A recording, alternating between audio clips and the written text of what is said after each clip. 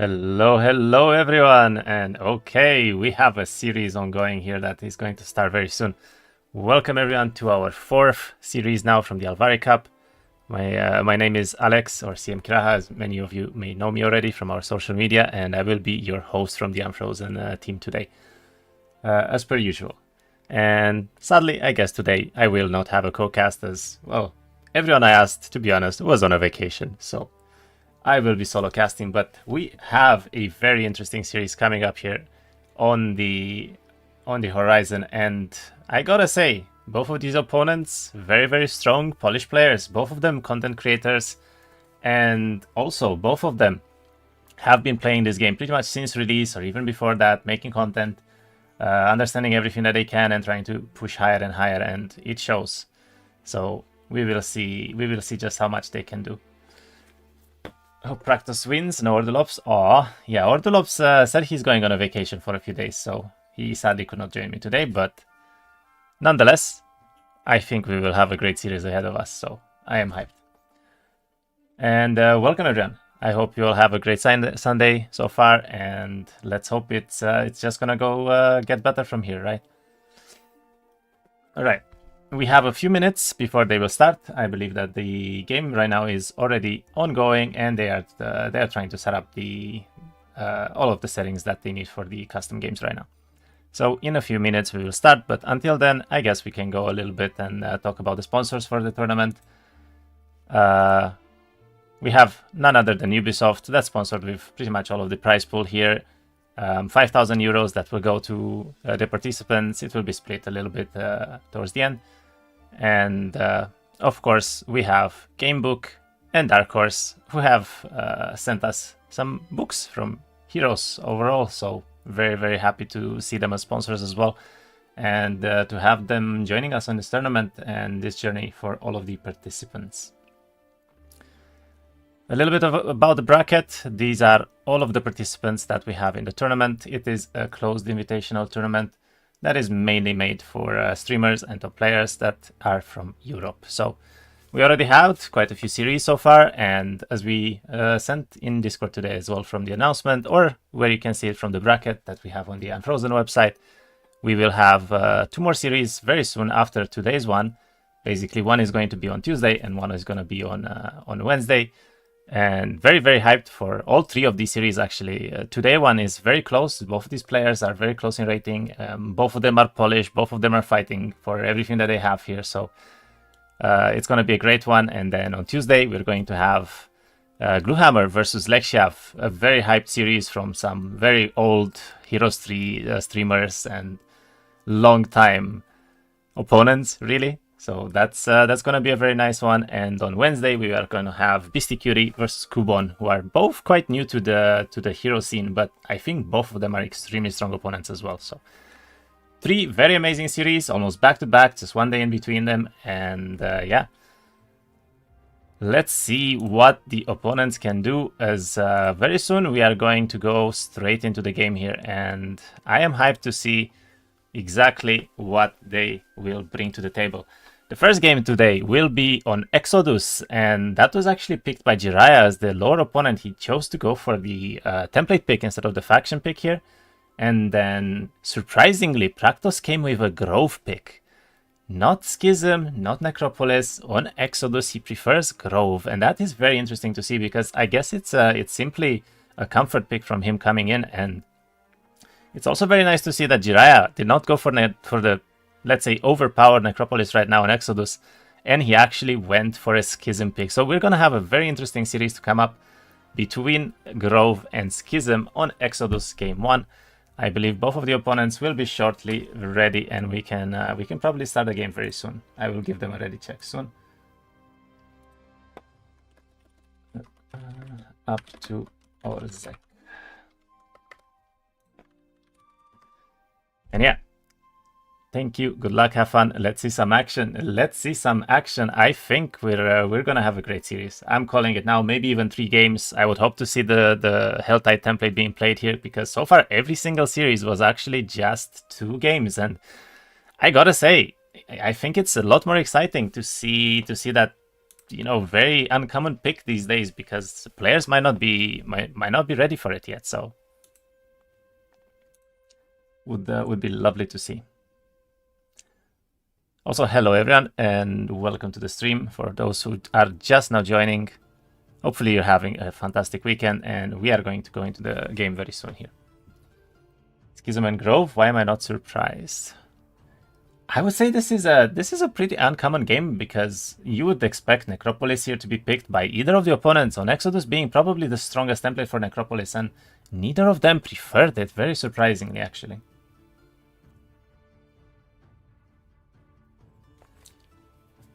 That would be nice. Helltide is a wild card. I agree. I think it would actually be a very, very surprising pick from one of these opponents, especially the lower rated ones, to maybe go for this Helltide pick first and maybe potentially even practice it a lot beforehand, right? So if they would get this advantage of a 1-0 early on, even if the opponent is stronger than them, we could actually see a game 3 that will be a decider between the two, and that might give them a much better chance even against the strongest opponent. So just bought this game a week ago, know nothing about it. Maybe I'll learn something watching these matches. I will be very glad to respond to any questions that you may have, and also I will be definitely saying all of the things that the opponents are doing in the meantime. So if you have any questions, please feel free to ask, of course. Hello, Neural Order. Everyone else, hello. Why go for the template pick instead of the faction? I mean, some people just prefer specific templates because they did not practice all of them, I guess, and it's more comfortable in the end. Also, in a way, if you go for the faction pick, the opponent can technically pick a template that faction might not be the strongest on, right? For instance, we've seen a lot of players so far picking Necropolis first, which is most of the time considered the strongest template on most of the strongest faction on most of the templates, sorry.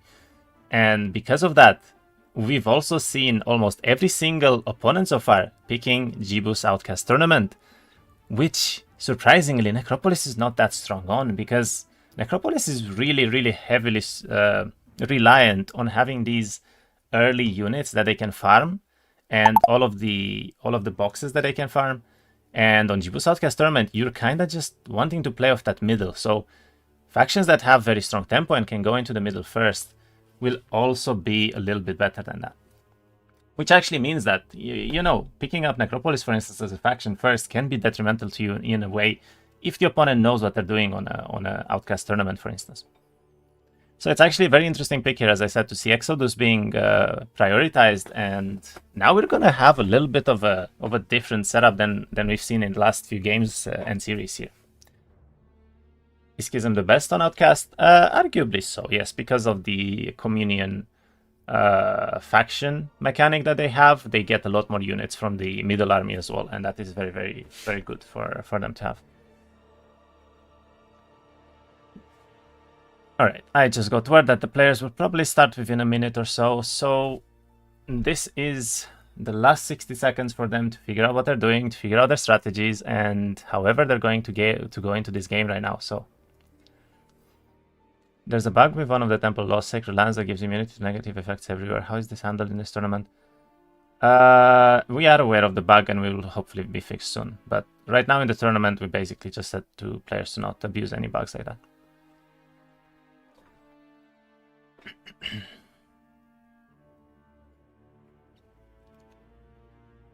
There is not much else we can do as it is in the game right now.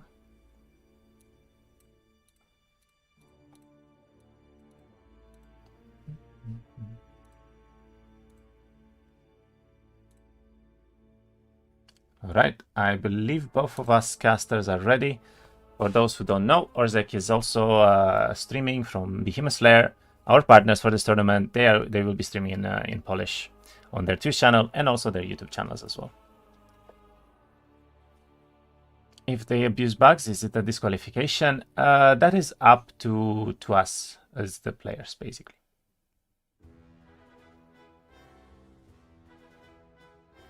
Sorry, not the players, the organizers. I'm also a player technically at the end of the day, but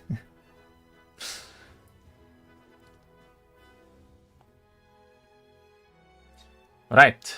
We see them going for this ban and pick phase, but they already set up the factions and the hero bans in, well, previously to making the custom lobby, of course, and now we're actually seeing them going into the first game here. It's gonna be a best of 3. The format is very simple. Once you pick a template or once you pick a faction, those will be banned for the rest of the series.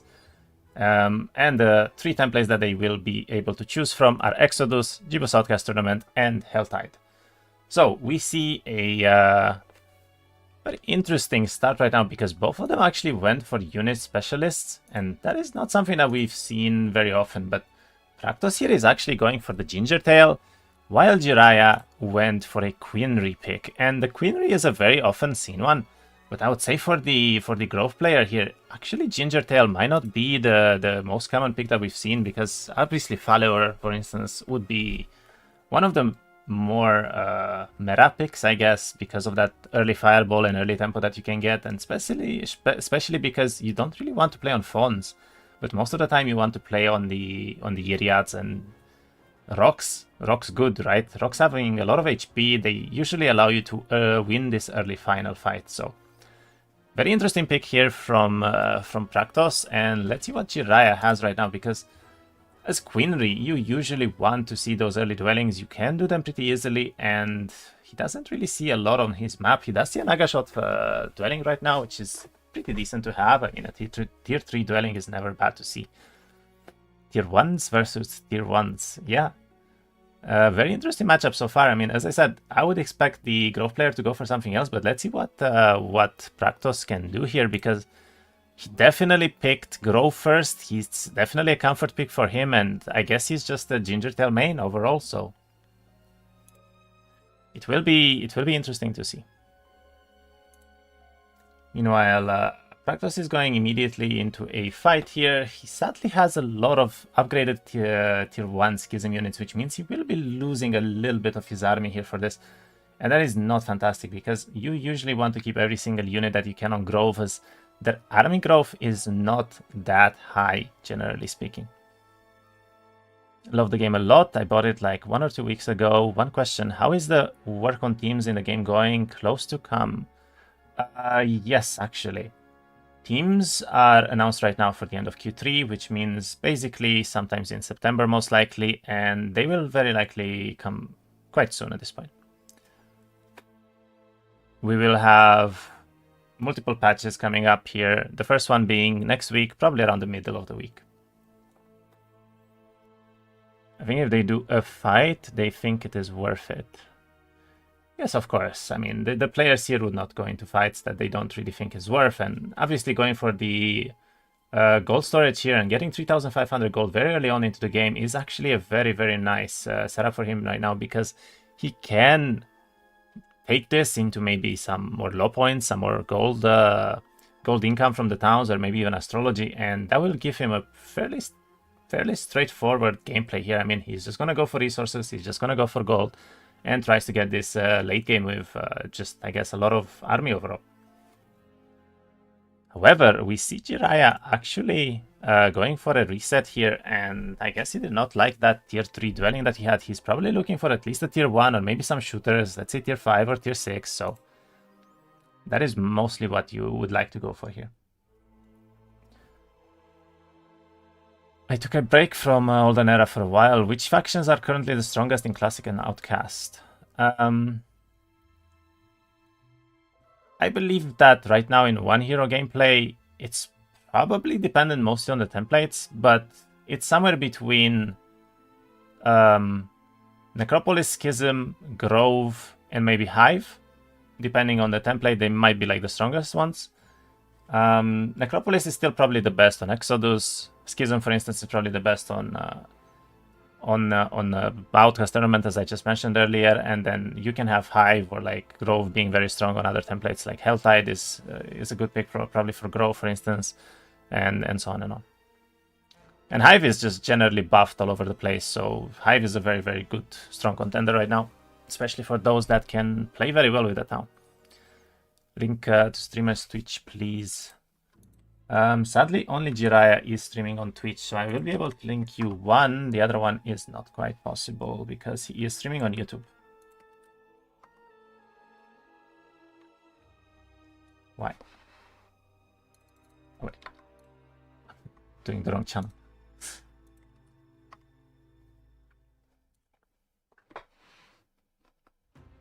Okay. All right. To explain a little bit what is happening right now, the two players both have 2 resets when they're starting a game. And that is exactly why we're seeing these new maps all the time right now, because both of the players are trying their best to find enough content to actually keep the map on. And this map looks a lot better for Jeerayah right now, who is finding 2 immediate dwellings on his second town. And honestly, this looks maybe keepable, because these dwellings are very, very close to his town. They're on the road, so this is usually what you want to see. But will he actually go for the higher tier creatures instead of trying to get the cultists or the rush shot dwellings here? And meanwhile, on the side of Praktos, we have just a lot of map exploration. He did pick up the Redwood Observatory. He sees a lot of resources again, but he does not really see any dwellings that he can go for, and that is going to be fairly detrimental to his gameplay. But yet again, Jeerayah chooses to actually reset his dwellings.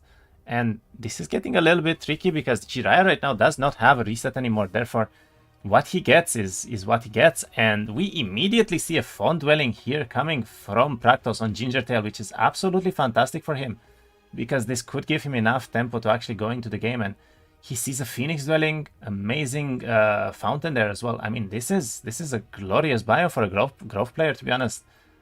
I think Jeerayah got a little bit greedy with the resets, and he might actually be paying for it, because the last biome he had was quite decent, to be honest. Let's see what he can find here. He did see his observatory as well. He still sees 1000 XP shrine here, which is very, very important to have at the very early game. And yeah, he's gonna pick it up. He gets a level up. He gets the observatory here, and he sees a lot of resources, but not much dwellings. He does have a cultist dwelling, and I think arbitrators as well next to his main town, which could be decent enough. And he has a tier. Ooh, actually no, that is not a tier. That is a mana fountain. Still pretty decent to see right next to a town, though. What are the most favorable factions right now? As I said a little bit earlier, I think it depends a lot on the template that you're playing. For instance, if you mean favorable as in what those factions can provide throughout the game for you, I would probably say that Schism is a fantastic faction overall to go for, because of the Outcast Tournament template itself, just because they benefit so much, right?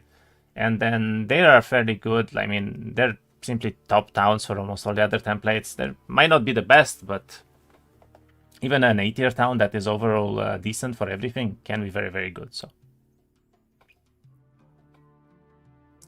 we see the last reset here. Ooh, very interesting. That was a reset coming from Praktos, and I did not expect it, because he actually had a very solid biome, I would say. I mean, what could he look for more here rather than a Phoenix dwelling plus a fawn dwelling on Gingertail very early on?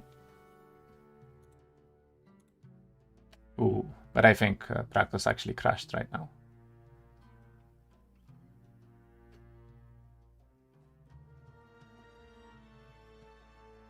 Black screen, yeah. Praktos crashed, so they will have to remake the lobby.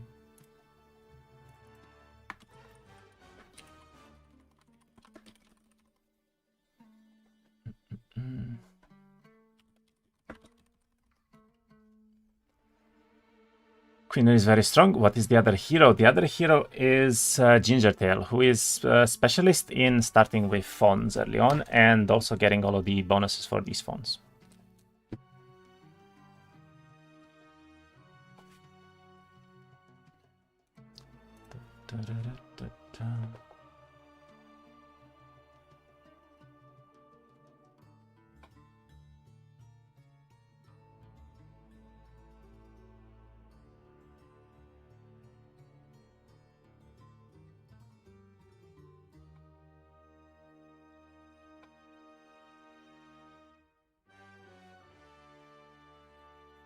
He gave fawns, tier 2 specialist versus tier 1 specialist. No, the phones are tier 1s as well, yeah.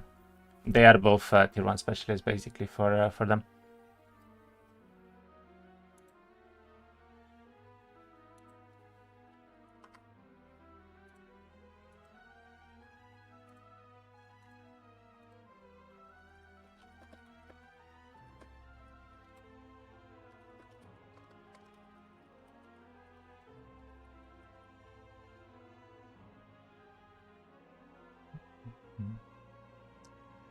Right, we see Praktos remaking the lobby here. I believe Jeerayah is waiting to join. And yeah, let's see what the opponents will get now, because I don't think that they have any resets left. And will be interesting to find out.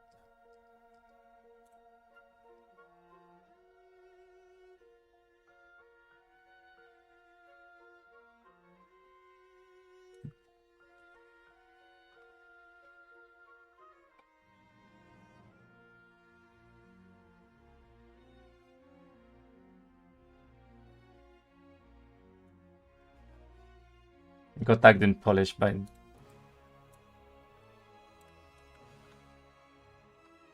don't understand Polish, my friend. I need PL.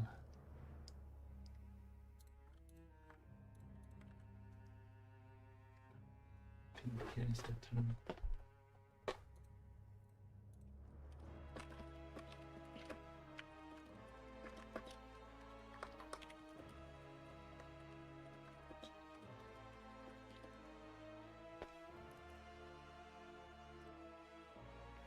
All right, we see the players back into the game right now, and let's see what will they do now. I don't think that they have any resets left, and we're gonna go straight into the game. So this is the map that they will most likely be playing, and it's very detrimental for them right now to find something that they can do, from a dwelling to a Pandora box to basically just gathering a lot of resources and maybe trying to tempo into astrology or get this late game try and attempt here. So yeah, Jeerayah is going straight for his observatory. Looks like overall we see a very common gameplay here where the players are basically focused on getting this early observatory for the very early vision of the map, and they're gonna try to basically figure out what they're doing from there. Right now he does find some dwellings, but they are very, very far away from his town, and honestly he doesn't really want to spend 2 or 3 days trying to get that tier 6 dwelling there, so it's a bit of an unfortunate positioning, I would say, for him. But he does have the dwelling to begin with, and that is already a bonus for him. Outside of not having any, for instance, would be a lot worse, right? So decent start, I would say, for Jeerayah, minus the positioning that he has. And let's see what Praktos can find here. He's trying to go towards his observatory as well. Looks like he did pick up the sawmill already, so both of the players are trying to find some kind of tempo here, and looks like Praktos actually might have a bug generation here, basically because of the portal that he has. And I think that one is a technical reset, usually. Yes, technical reset.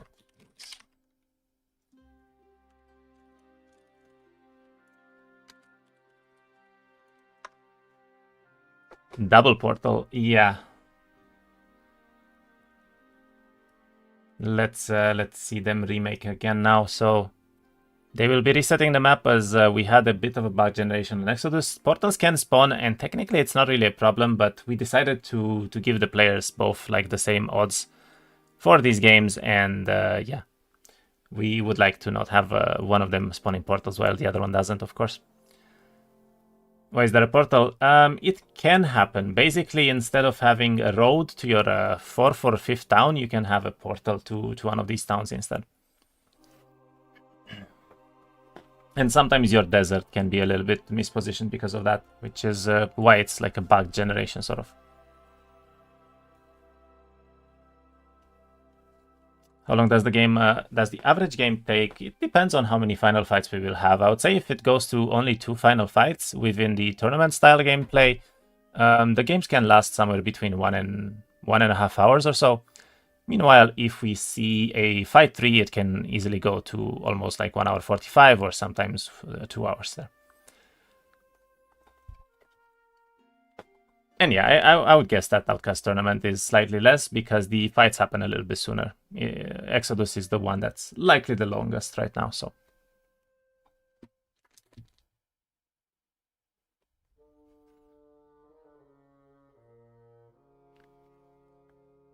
All right.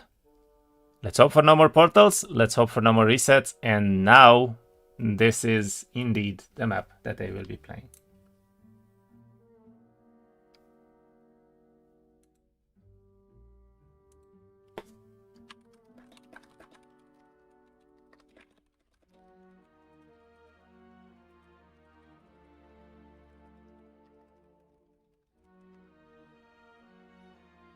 Praktos playing on a potato. He's streaming his Discord actually right now, so it's gonna be not Discord, his screen. Basically, he's streaming his entire screen, so it's gonna be a little bit laggier than what we usually see from Twitch. Why do we barely get Outcast games now? It's because the template was removed until the next patch that will happen most likely within a few days now, because there was a difference between the values for the player 1 and player 2 in terms of, I think, the main biome.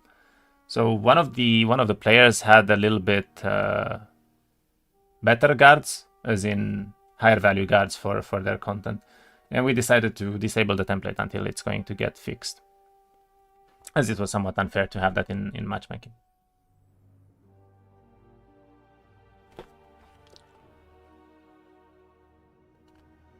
Right, Praktos is going for a Mercury Mine right now, so again we're seeing this very, very heavy style towards trying to get resources, trying to get the gold early on, and I guess he's just gonna try to do his best in terms of late game here.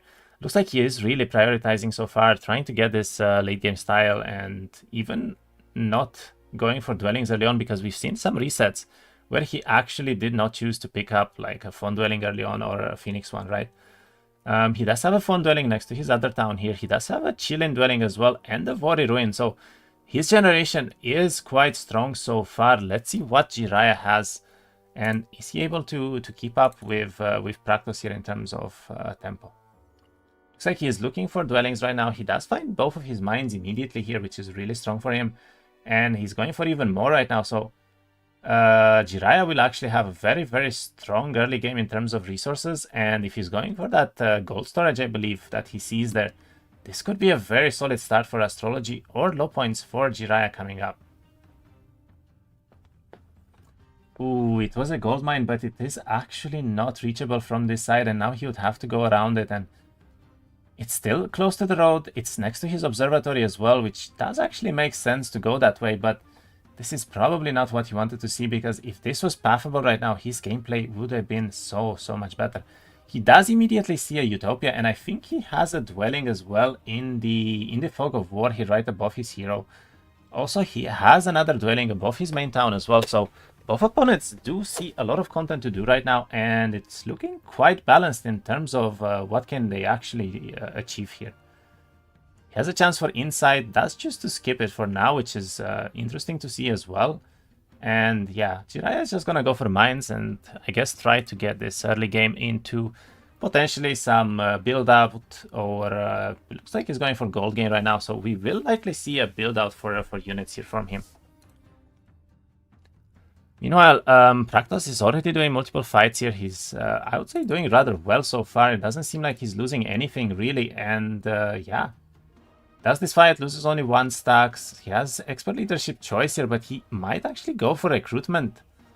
He's considering it for sure right now, and will he try to pick this recruitment to go for a potential tier 1 to tier 3 or even tier 4 style? And he does not choose to go for that. He instead picks up the advanced murmuring here. He grabs the 4,000 gold from the storage, and now he's gonna go for more mines, probably into the observatory as well. And yeah, looks like both of the opponents are really favoring just simply econ on this Exodus style right now. Normally for Schism on Exodus, should I go for Arbitrators or Abyssal Envoys? That depends heavily on whether or not you have the gold for Abyssal Envoys and whether or not you have dwellings for either one of these units, because I would say if you have dwellings for either tier 6 or tier 7, you will most likely try to favor that build path rather than the other one.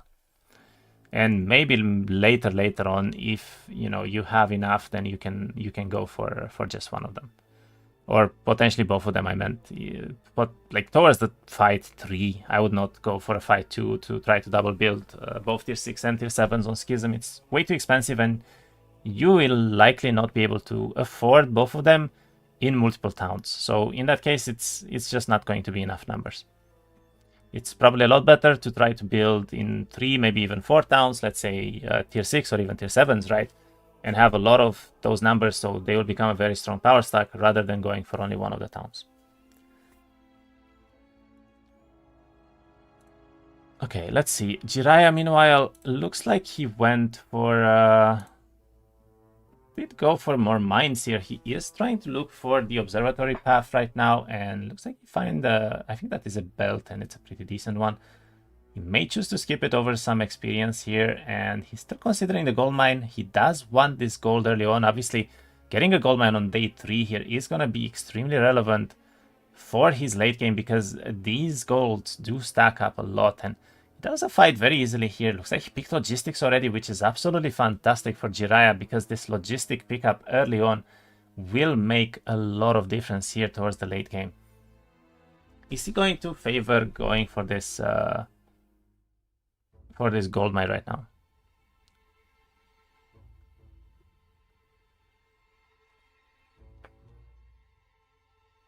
He could, of course, always go for the third town.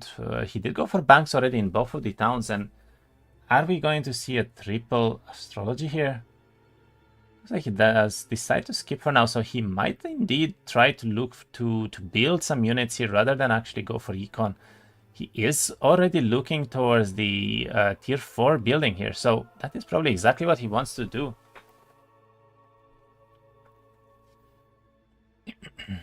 Schism and Grove are the best. Depends on the players really right now. I mean, the players did choose Schism and Grove as their main 2 towns, so it's very interesting. Okay, so Jeerayah does skip the gold mine, and he also skips the observatory, but he does find an arbitrator dwelling right next to the road next to him here, and that could change his plan towards going for these tier 4s right now, because it is better to go for the arbitrators if you have dwellings for them. The shooters there will make your gameplay a lot easier, and to be honest, the guard for the arbitrators is rather easy as well, as the scorpions there are not going to be a problem for Schism towards the late game here.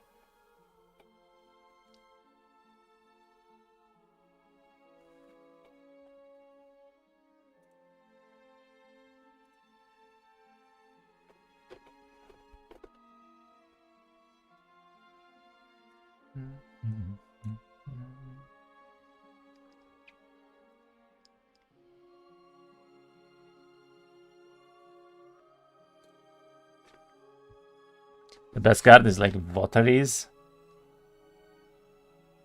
Potentially, I mean, they are not that easy because they are quite fast, but they are decently high value, therefore pretty easy to deal with, yeah. And they don't come in that many numbers. And alright, we see Praktos doing really well in terms of fight taking right now. I mean, I really like this. He did not lose almost a single unit other than a couple of the Hoplet 1 stacks, and he is picking up a lot of artifacts, a lot of resources. Looks like he finds a Naya dwelling as well. So right now, Praktos does have a very strong start. He's gonna have a Fawn dwelling, I believe, a Naya dwelling, a Phoenix dwelling, and the Chillin dwelling. I mean, that is a lot of dwellings for different tiers here. Does not look so good on wood right now, and he is going to need a lot of wood if he wants to go for this heavy dwelling style of gameplay here.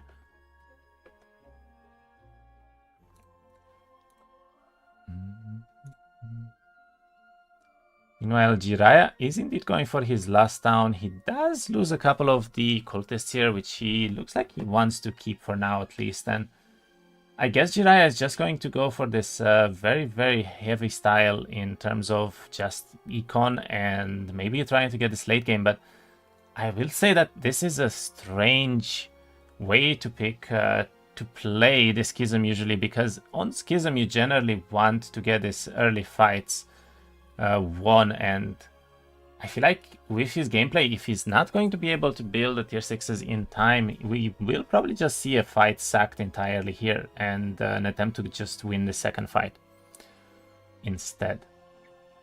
Does this fight rather well, only loses to 1 stacks. Does have a choice for a Thaumaturgy right now, but I do think he will probably skip it, as you want this Thaumaturgy to hit on a later timing than this. And yeah, we see a heavy gold investment here from Jeerayah. He does go for the cultist setup, and will he pick the tier 3s and the tier 6s, or is he going to go for this shot gameplay with tier 4 and maybe tier 7s? And it looks like his preference is to actually go towards the tier 4, so we might see the arbitrator dwelling skipped here or being picked up much later on. But this does kind of tell me that he is likely going to go for a more aggressive playstyle in terms of his units, because the tier 4s are generally used to try and win this first fight. So we might actually see Jeerayah just going all in on the tier 4 units, on maybe recruitment later on, and trying to get this this first fight and the second fight won immediately.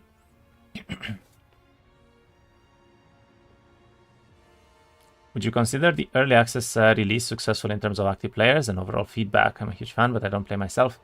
I mean, the early access was definitely very successful, yes, in terms of how many copies of the game sold, in terms of even the active players and how many players are overall playing like concurrent every time. So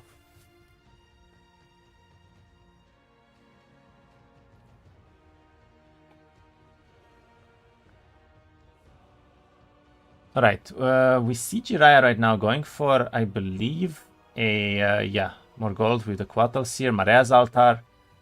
And he should be doing these fights rather freely without a lot of losses, as he does have a ton of rush shots right now. And that's going to help a lot, obviously.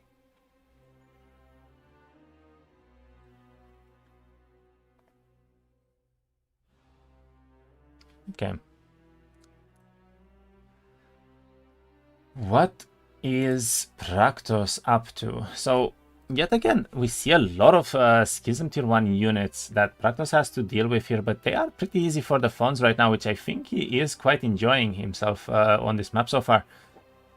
And yeah, we see the expert leadership. He has some very good my stats already on Gingertail, level 6 by now on, I believe, day 4. So both of the opponents went for the third town. Both of the opponents have very good gold income, resource income as well with all of the mines. And we're seeing a decent late game setup here coming up already from basically both of them. So let's see what Praktos will try to do here, because he does find one of his gold mines very close position next to his third town here. And I wouldn't mind him actually going for this right now, because he's probably not strong enough to do the dwellings yet. So grabbing this mine right now could be very good for his late game here. But he does choose to go back towards his town, picks up some resources from his second town there, and let's see what he's going to try and do here.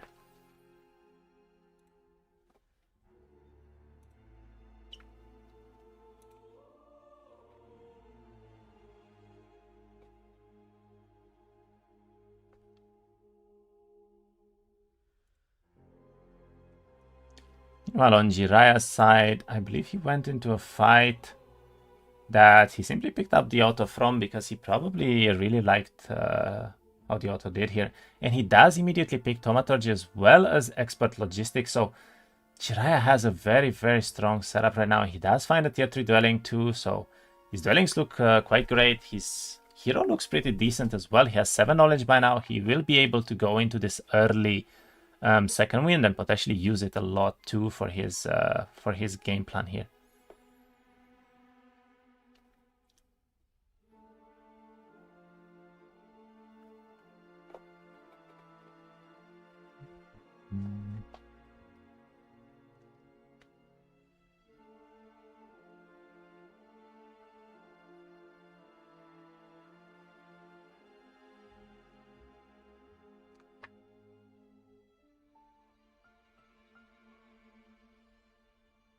I have to say that both of the opponents are doing the fights really well, and so far neither of them really lost much here, and I am definitely a big fan of that, because they are putting an absolute best gameplay that they can come up with, and that is exactly what we want to see from these players right now.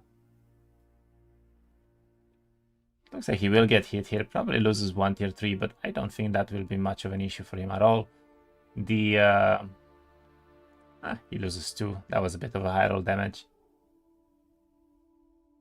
Let's get a couple of resources. This is exactly what he's here for, and he might actually choose to do this Ancient Crypt right now, even though it would be probably quite painful for his Queen Reader, because he only has the rush shots left, and I think he will most likely end up skipping this.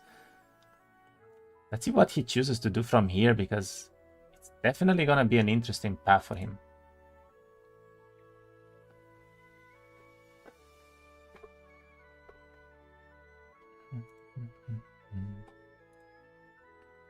Well, on Praktos' side, we see him looking around right now, not really understanding where to go next, I guess. He did skip the gold mine earlier, and I suppose now he's regretful a bit of it, because he's considering going back to his third town and probably going exactly for this gold mine. And yeah, we see marketplaces being built up. Obviously, both opponents will need this later on. He does get the second wind already, so very nice astrology setup here from Praktos. That has an early second wind, and right now he's trading a little bit for wood. I mean, this is kind of painful because he did not have these extra marketplaces, and that is going to be very expensive for him. But looks like he is looking towards double building the tier 3s at least, and probably the Naiads this week, so he's gonna have a very strong army coming up on 1-2-1 here already.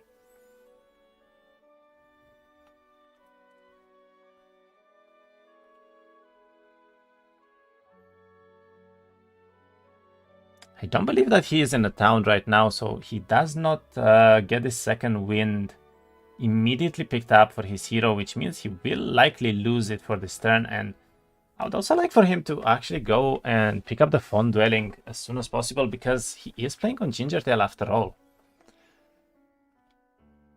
Do you have the plans to join the tournaments in the future? I cannot join tournaments if I am hosting them and part of the Unfrozen team, so unless they are basically made by the community, I will not be joining tournaments.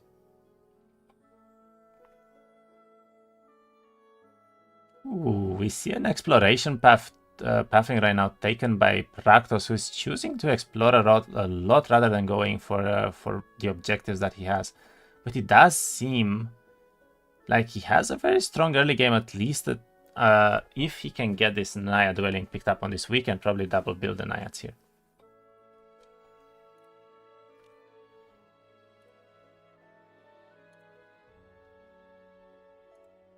You know, on Jeerayah's side, looks like he has some shots. I'm not sure if this is the dwelling or if he picked up the town. I believe he probably picked up the town because he has a lot of the cultists as well right now, so it would make more sense.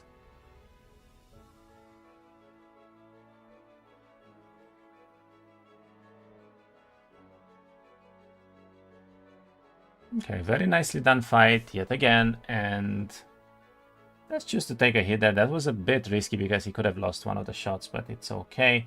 He does pick up another gem storage, and it just looks like his plan is to pick up as many resources and probably try and double build the grand shots here on the first week. It's 116 right now, so it's getting closer and closer to this second week already.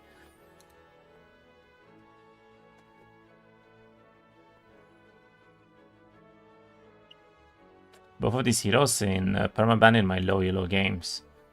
That is true, and definitely a preference for the lower players to actually go for the bans on the heroes early on that are specialists in units, because they do make taking a lot of this content a lot easier in my opinion. So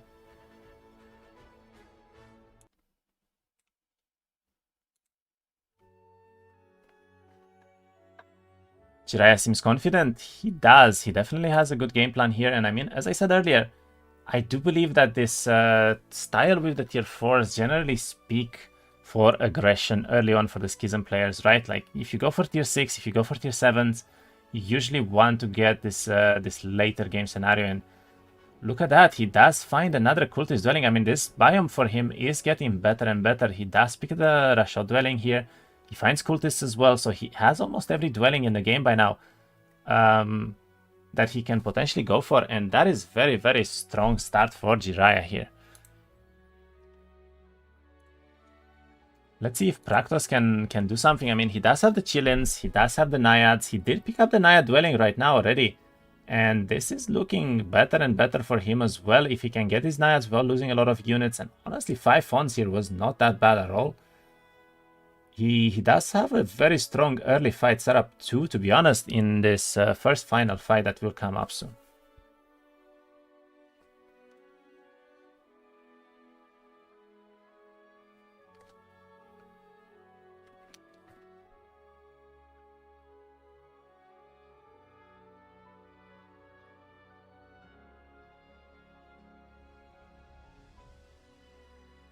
Does seem that unfortunately the Naiads will choose to focus the Fawns here on the first hit, and because of that, of course, he will lose a couple of them. He's losing 3 though, not 5 as the auto did, so it's already a fair bit better. And yeah, we see the Naiad Dwelling being picked up here. If he can get the Fawns and the Chillin maybe in the same turn next turn, this will be fantastic gameplay for him.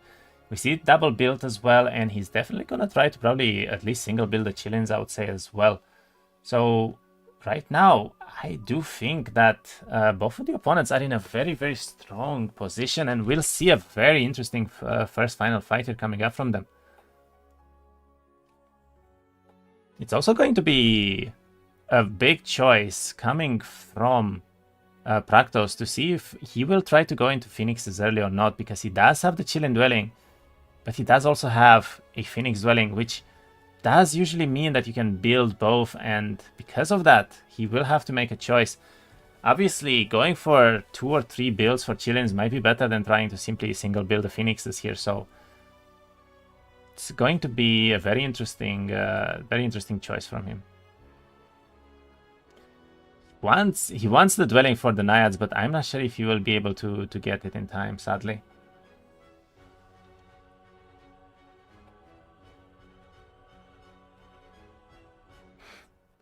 This day 7 right now, he does pick the Fawns up, so we will only see a double build for Naiads with Dwelling and a double build for the Iriads as well coming up from Praktos here. He does skip the fight, picks up some crystals, and I'm guessing he's just going to grab all of the army and try to make something happen from there.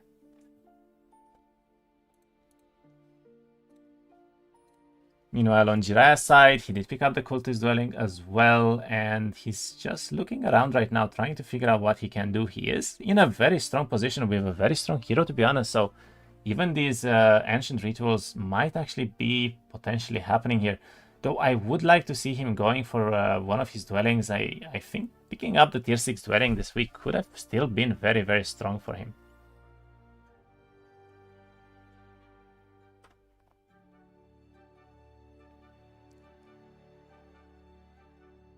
So he is going for the ritual here. He does have a fairly big one, and this will come with some losses, but this is a lot of resources that he can get, and it will definitely be good for him to grab this with potentially as few losses as he can possibly get here.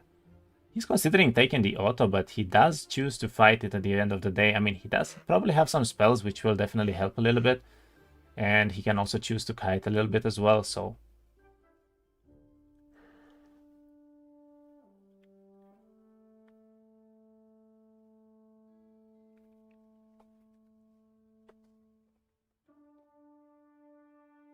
let's go for the early start on the cultist right now, trying to get that early hit in. We'll take a hit from the shots on the concubine here too, and let's see what he chooses to do next. I guess he's trying to see if he can maybe kill the arbitrators with a one-shot here from the rush shots, which honestly might be enough if he has a heroic strike available too, and he probably can set up one of these by getting a hit in here. Looks like he just chooses to not take a hit at all. I mean, he does have communion levels after all, so it doesn't really matter for him even if he takes one of the hits here.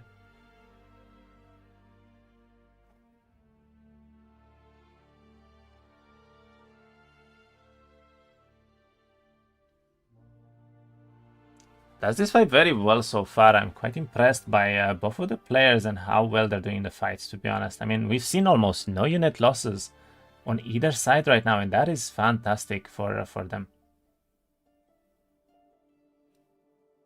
Very nicely done by Jeerayah here. Does get a lot of resources, as I said, and now I guess we're just gonna see maybe fortifications coming up, or he's actually building towards the tier 3 dwelling. So he is choosing a full recruitment, tier 1 to tier 4, very clean gameplay here coming up from Jeerayah. And that's exactly his game plan for this game. He picks up the Rashot dwelling again, maybe even the cultists twice here, which means he will have a lot of army to work with at the start of week 2. And yeah, let's see what he can come up with here. He was very focused the last couple of days. That is definitely true. And as I said, they are both taking really well fights. They're both having a very strong early start here and a very strong game plan, honestly. So I think we're gonna see a very, very nice, close first final fight here coming up. Look at this army as well coming from our Grove player Praktos here. I mean, he has 24 Naiads and over 100 Fawns that are ready to fight immediately here on the first final fight. And I would like for him to actually pick up this this gold storage and the chilling dwelling this turn, but he does choose to skip it and he goes straight for his 4th town, probably trying to get a little bit more tempo, as he knows that he can basically pick this dwelling at any point during the week now, considering he already missed the build here for the first week. So I suppose we're just gonna see him trying to push towards his 3rd and 4th grove towns, maybe going to early desert and try to play from there. He's against Schism, he needs that army. That is true, but he is on Ginger Tail. I mean, he has a lot of funds. This will be very, very strong for him as well. We see the first break fight here happening towards this Grove Town, and it is dogs, but they are a lot of dogs, so he will probably lose the Schism units here, but that should not be a problem really for him. Looks like he is considering awakening the Naiads right now. I mean, it is always good to have for them, so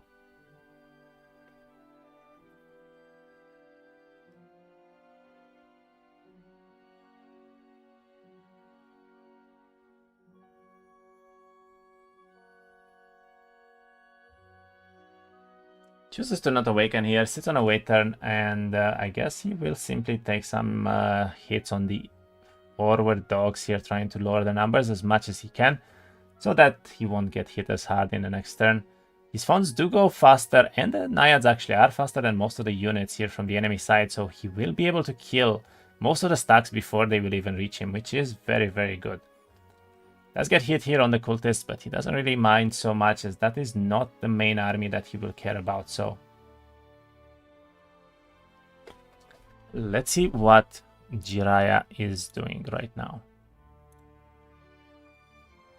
Looks like Jeerayah is also doing a pretty strong fight here. I mean, he does have Chillins on the enemy side with some Fawns. Looks like he did pick up his tier 4 units as well. And look at this army though. That is a very, very solid, strong army coming up from Jeerayah here. We already see almost 200 rush shots on the side, which is actually quite crazy good for him. It would be nice for viewers if current unit or moving unit during battle's name was shown. I don't know how that's gonna happen, and I can definitely not make something happen myself. He's going for an iridescent Abbey. He does pick up a scroll as well for this fight. Does lose 4 of the Aga shots here, which means he will probably do this to try and preserve them, which he does indeed. He does have 70 cultists as well. I mean, the fact that he had those 2 very early dwellings for cultists and the shots with the recruitment here is making fantastic gains for Jeerayah right now. And this is an advantage that he has over his opponent, because his opponent does not actually have recruitment, I believe. And that is going to be massive in terms of how many units both of them can muster up. And just look at the top bar. Yes, the combat bar in the fights will show you the upcoming units here. For instance, as you can see on Jeerayah's screen right now, all of the units that will go have this first position on the bar there. So right now is the cultist turn. Of course, the cultist will show first and so on.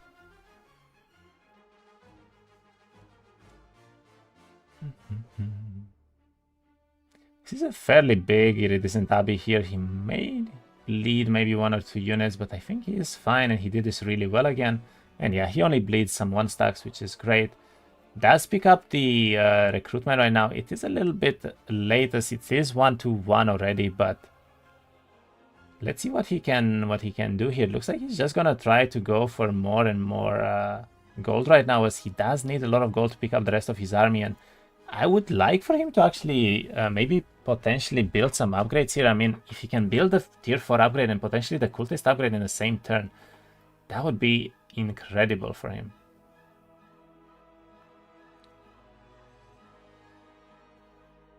Ooh, very nice play coming up here. He actually uses the relocation ability not to pick up units from a town, but to instead upgrade the units in that town and then picks them back up. That is a very high level play from Jeerayah here. Very well done, very well done, very well done actually. Isn't the growth hero a bit under leveled at 7 for this stage of the game? It is still very early on 1-1 here, and I don't think that level 7 is that under leveled. I mean, Jeerayah is level 10, right? He's not that far ahead. He's basically like 1 or 2 fights ahead maybe.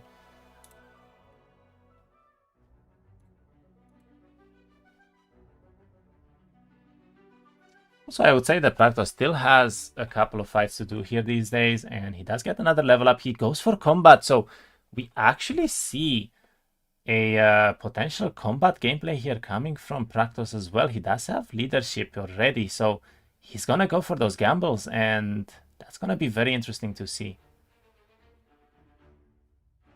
Looks like he is gonna go back, and he picked up this town, but he did not pick up the phones from the town, and I think that is a bit of a mistake. He could have had a little bit more phones here coming up for this first final fight. And sadly for him, he will not have a lot of Jeerayads though.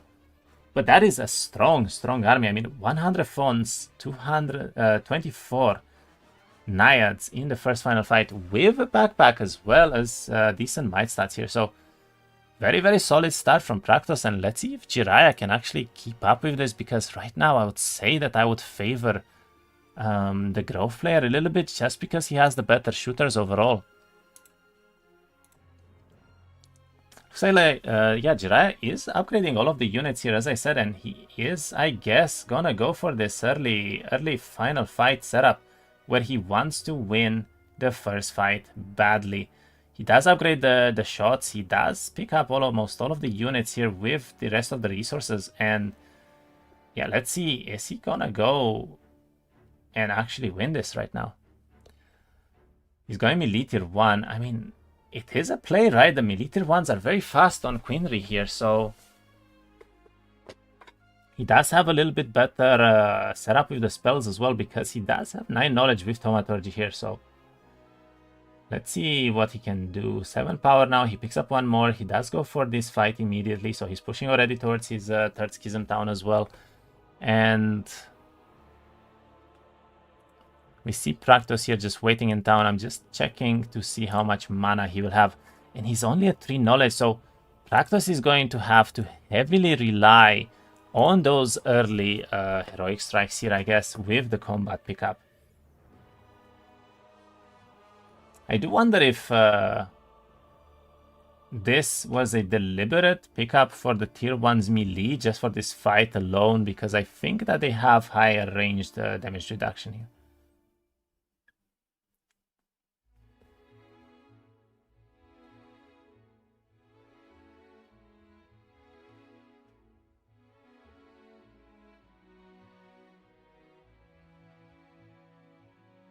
And by the way, look at the speed on these tier 1 units. They are so crazy when they're on Queenry here. Does take a hit. I don't think he lost one.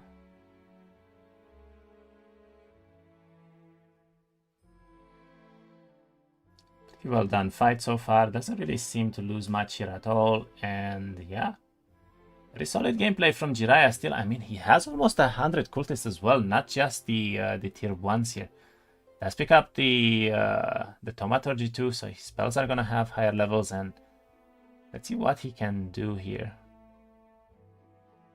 Don't think he really sees any content right now coming up from these fights, but he did not have the shot law, which means that his tier 4 power stack is considerably lower than the opponents, considering those Naiads had a dwelling, and they are so much more right now. So, but let's see. I mean, Communion is very strong, right? And we see a very strong setup from both of them.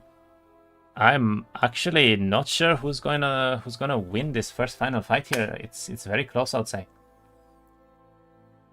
Can also come down to the morals and the heroic strikes very easily, to be fair.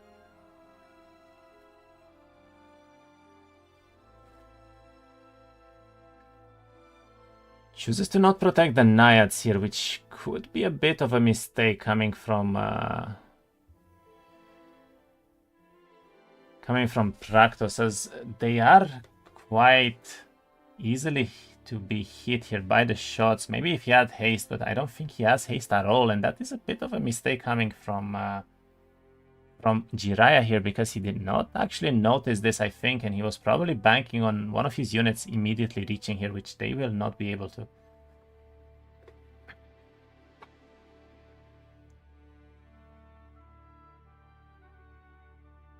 He's considering a Despair right now, and I do think he has a Lightning Bolt too, so he can technically do quite a bit of damage here immediately to the opponent with spells alone, and he also has an Optical Illusion that I would like for him to consider here, but I don't think he knows yet that the opponent does have combat, which means a lot of his stacks, if he buffs up, might just get absolutely destroyed by the fact that we could see a Gamba Strike coming in, and we need to see a cast Jeerayah. You cannot just wait. I mean, he should at least do an Optical Illusion here, I think, for his units. Chooses not to do anything, surprisingly. Okay, this is going to hurt quite a bit right now, depending on what will Praktos do, basically.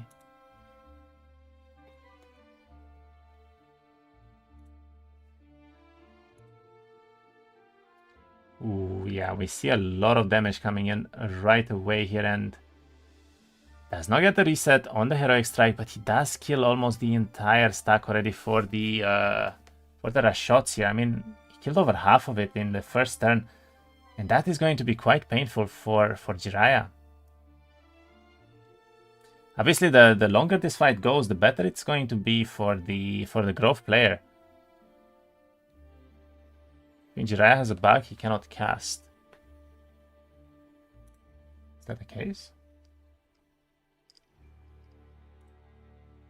I mean, he did not say anything on the tournament channel, so I don't think that is the case, actually.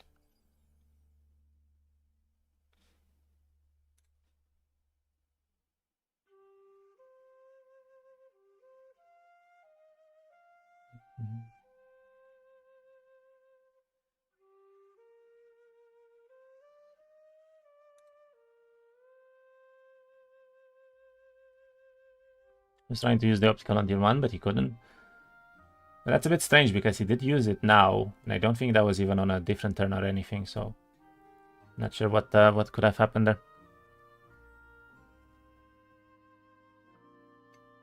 Okay, it looks like he is pushing forward right now. He's gonna try to grab a lot of space. I mean, he still has the shots, he still has the cultists, right? He still has a very solid army here coming up from Jeerayah on this first fight. I gotta say, even though the might stats are somewhat in favor of the Gingertail, the Grove player here, he does not actually do that much damage to Jeerayah here.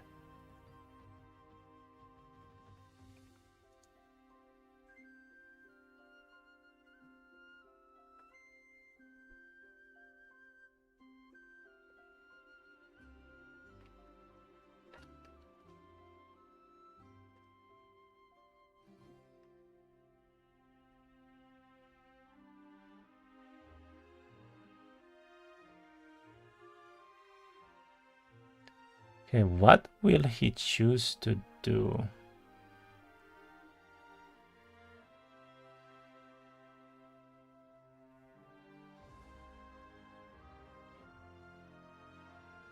Takes a hit on the Naiads here, does get the double shot off, and Looks like he does want to take a hit with the rush shots. I mean, actually, he can hit one of the one stacks next to the Fons here, and because of that, they might not get retaliated by the rush shots at all. But that is a very strong play right now coming from Praktos. He actually early starts the Fons early, which means they will go first before the rush shots do, and we're gonna see a really, really bad hit here on Jeerayah's main power stack, which will actually end up killing most of them, I think. Let's get retaliated on again, and yeah, these Fons, they do so much damage. But he is a bit afraid of the cultists here as well, and I think that the rush shots do have optical illusion on them right now, so he's not doing that much damage to them.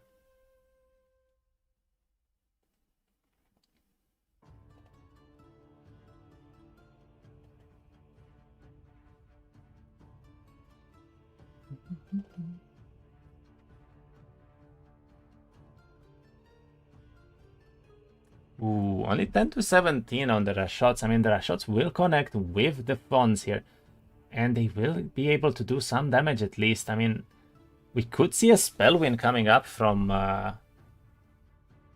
Jeerayah here. I mean, there's not that many units left. He killed a lot of the Naiads already, but he did lose a lot of his own shots for that, so it's still very, very close, I would say.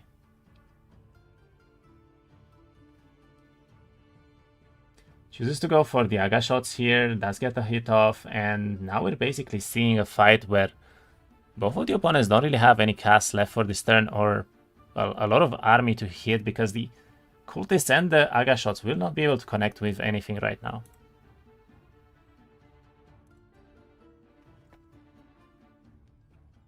Is the Schism losing for the first time ever?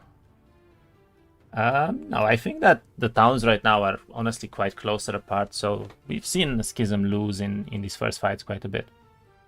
Grove is definitely a lot stronger than it used to be.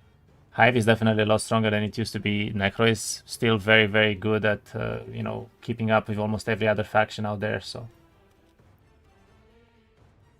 Let's get the reset right now. Does kill two more shots, but he does lose almost 40 Fons in that first hit from the rush shots there, and that is quite detrimental to him. Commentating, I think, Sneeman, but thank you very much. Or maybe commenting. I'm honestly not sure. I think it's commentating.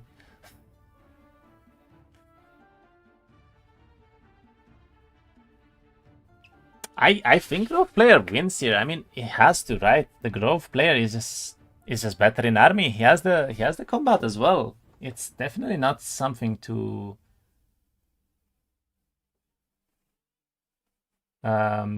take lightly here. And I'm not sure what happened to the cultists. I think they used the ability here, right? That's why they sat back.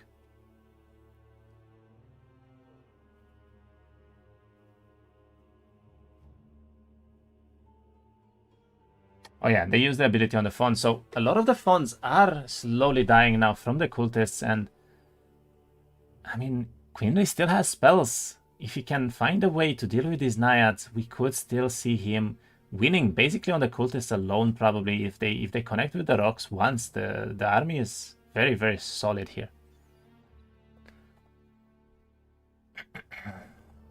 He's doing a great job. We lost him when he retired from Heroes 3 streaming. Well, I'm here still. Still here, still going strong. The Fons take a hit on the Aga shots, and let's see, is he gonna go for a Despair or a Lightning Bolt maybe on the Naiads? I would like to see a Lightning Bolt right now on the Naiads, honestly. Or maybe the Fons, or maybe a riposte on the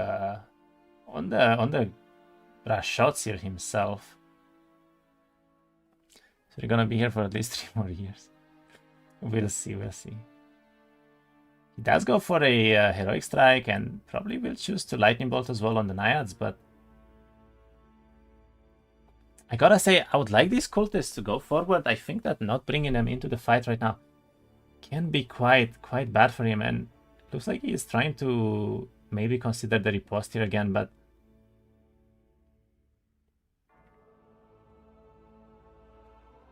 with the schedule of the tourney, maybe next one should be a bit more like 2 weeks. Well, technically, the series after these 3 is going to be almost 2 weeks, so it's close. Only 10 Naiads left, and those 10 Naiads will not do that much damage anymore right now.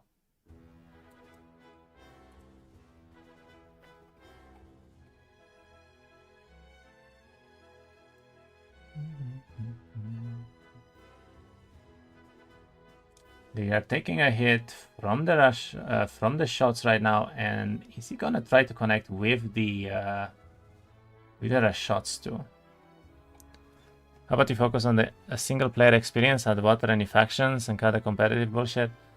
Well, first of all, you have a roadmap that has a lot of PvE content, but I can assure you that the competitive stuff right now is not influencing in any way the progressive part of the development.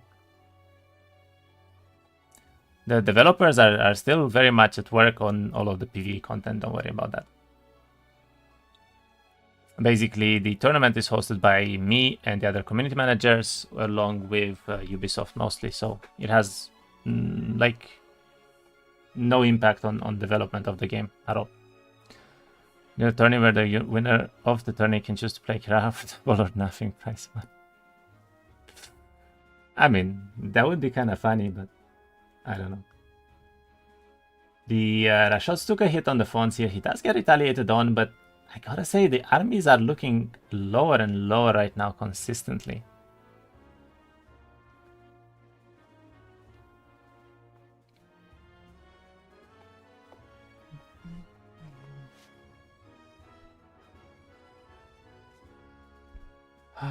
I still have no idea who is going to win here, by the way. He does get the reset on the Heroic Strike because the 1-stacks keep dying, and we're seeing the Rashot stack almost dead. I mean, the shot stack is almost dead as well. He's getting closer and closer to actually finishing almost everything but the cultists here. But how is he going to deal with still 87 cultists coming up and a lot of spells on the side of Jeerayah here as well? I mean, this is still a very strong setup.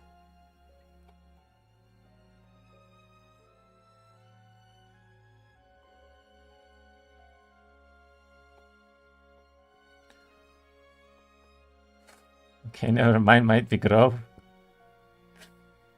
It's close. It's definitely close. I don't really know who's gonna win. I think if he has another Despair turn here, plus the cultists hit, he could maybe try to do something, but he definitely needs to early start the cultists here. That's going to be important. That's going to be very, very important.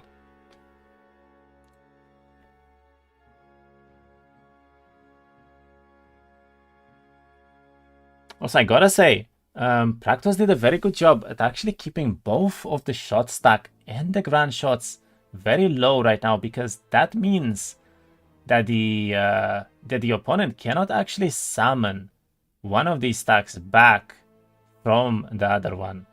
And that's actually very, very important for him. What will he choose to Despair? I would actually like to see a Despair on the Naiads because they are very, very quick, and he will go for the Despair on the rocks right now, so he does think that with the Awaken on the rocks, they could be most problematic here on the later stage of the game.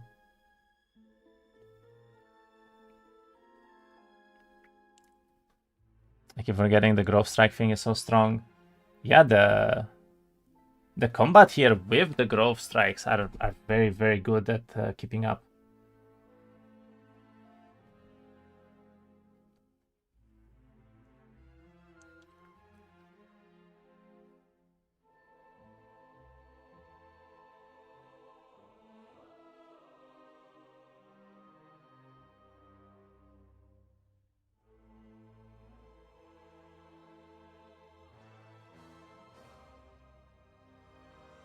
Oh, he's actually choosing to use the curse on the cultist here and take out all of the phones with it instead of actually going forward. So he's just gonna try to deal as much damage from afar as possible with the cultist, and that's actually a very solid play from Jeerayah because he will keep getting those back here.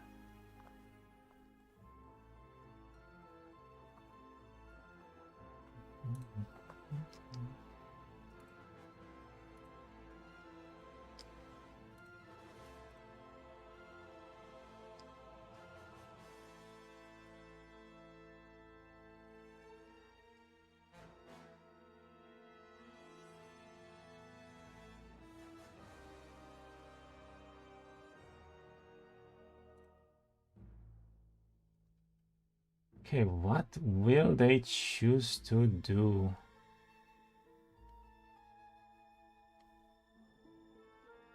I mean, honestly, almost every one stack here could come down to actually winning the fight on spells, but I gotta say, Quinry does not really have any more mana here, and that's a bit bad for him right now. The font stack will die to the Despair, and it looks like it's just gonna come down to whether these cultists can or cannot connect with the units here. He definitely should not use the ability right now, because if he does, he actually spends the both Heroic Strike that he has and the Cultist ability here. He chooses to go for it still. I mean, he still has some of the one stacks that can get some hits in, I guess, but...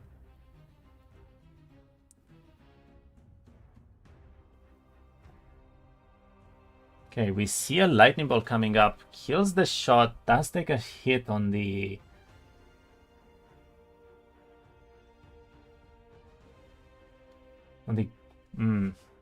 I got shots here as well. He can actually split right now the rocks to go up and then the hoplets to stay down, which means these cultists will not be able to connect with both, and he will get a lot of turns of these heroic strikes in there. But does he have infinite heroic strikes or does he not? That could be one of the most important things. He does have a lot of focus available though. This cultist curse should be applicable on black dragons. It's still a spell. It's definitely interesting.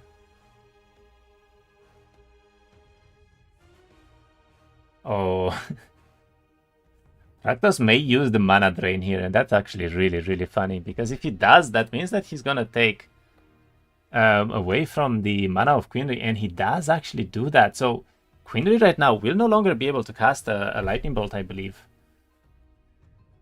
The Fawns are dead, the rocks are still taking some damage, but yeah, we see the heroic strikes coming in, and that's minus 30 cultists immediately here. And he does have the infinite heroic strikes with no focus ability here. So as long as this game lasts for at least 2 more turns, I think the Grove player just wins on combat.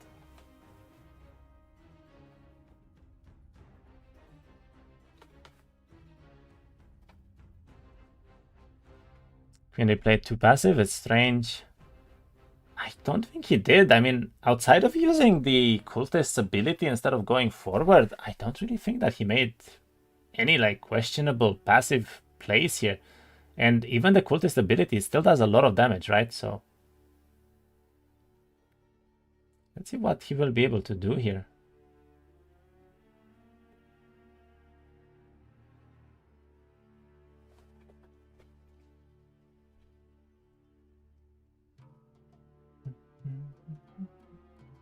He's not able to really use anything anymore. I mean,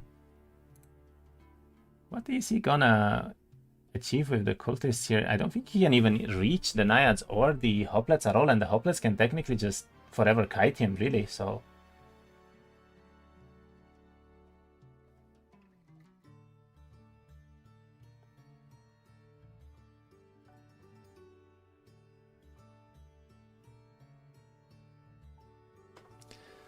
What a close first final fight, however. I mean, excellently played by Praktos so far, but I think Praktos takes this win on Grove, and we are gonna see maybe a fight 3 here on Exodus if Jeerayah can bring it back.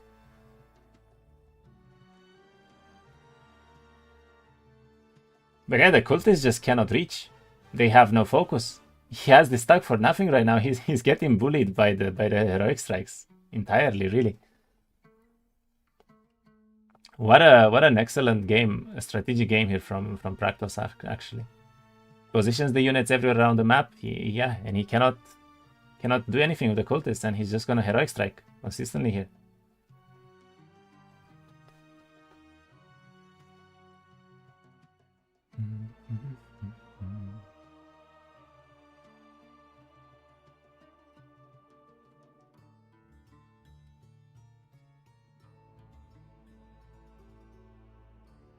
Okay, so yeah, I guess we're gonna go to game 2, and Praktos takes this first final fight lead here.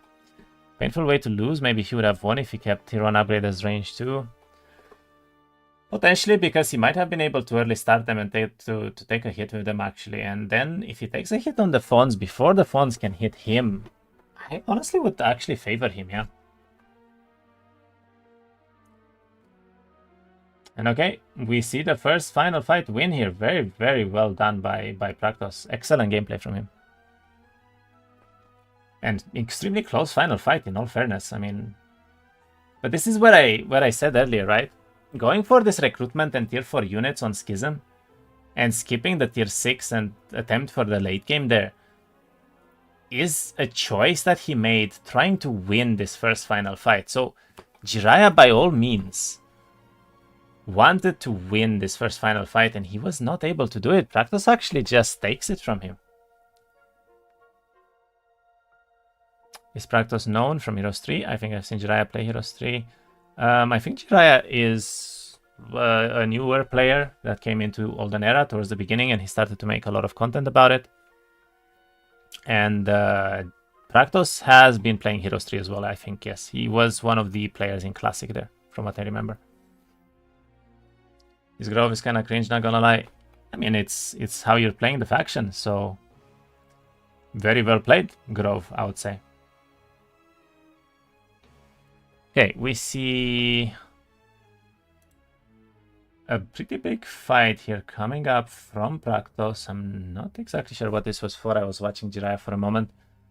But yeah, he's fighting some of the upgraded tier 4s from Schism here. And let's see what he is going to get from them.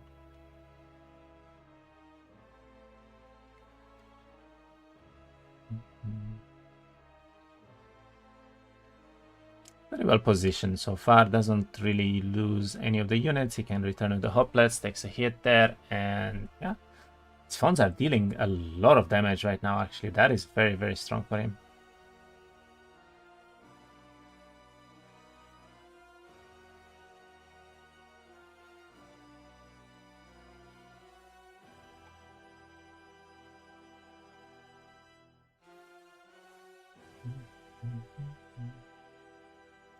Ooh, does get summoned on, and he does end up losing some of the Naiads here, which is a -1 that he was maybe able to avoid, but overall still very well played fight still. Does get to hit with the Fawns here, and that is going to be mostly it for the fight. Okay, and he was actually pushing towards his last Grove Town here, so we're seeing extremely good progression coming from the Grove player. On 1 to 3, he will likely have all of the 5 towns in his biomes here already, and he might go straight into the desert. I mean, he does have the Fawns and the Naiads as strong shooter stacks. If he can potentially find a good break that he can do early, we might see a very early desert gameplay here coming from him. I said this before many times as well on Exodus.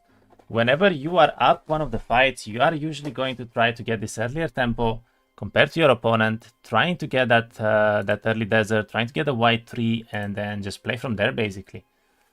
And yeah, Jeerayah is also trying his best, obviously, to keep up here. Does do some of the fights. I do think he picked up one of his Schism towns as well, so he's not going to be that far behind. And yeah, exactly. I mean, he's already pushing towards the last of his towns as well. So basically both of the players are tied right now in terms of map progression.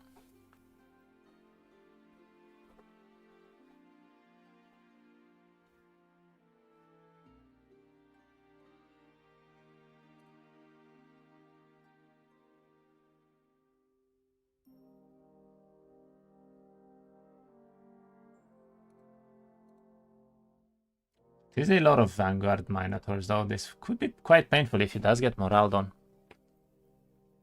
But Jeerayah is disappointed. I mean, he went for the risky play and it didn't work out. Honestly, his opponent played really well with the combat pick there. I gotta say, the combat pick made all of the difference, right? If he didn't have those heroic strikes, he was not going to win that first final fight probably. And it was just excellent gameplay overall. I mean, neither of them really lost any units. Both of them had perfect games so far, so...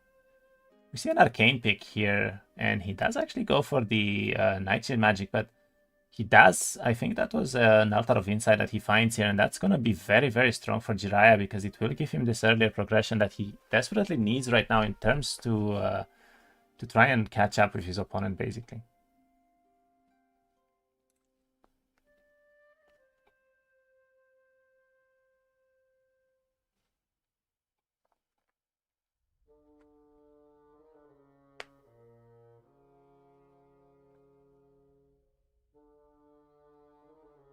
Don't know.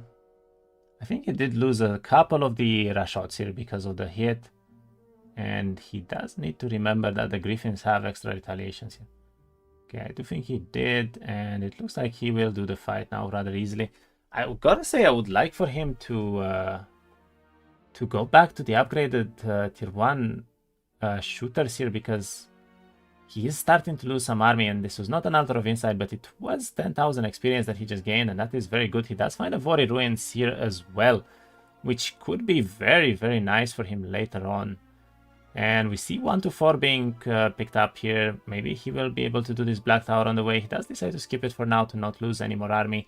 He does find Drums of War, and that is an excellent, excellent pickup here from the Schism player, because it's one of the best possible artifacts to find when you're playing on the lower kind of tier units here. I still think Schism will win this. I mean, if it does win this, it will be a third final fight win, probably towards the very end of the game here. Nice drum RNG. That is an excellent pickup for him, that is for sure, yeah. On a fairly easy fight as well. He should be able to do this on basically no losses, more or less, so quite nice, very nice to see.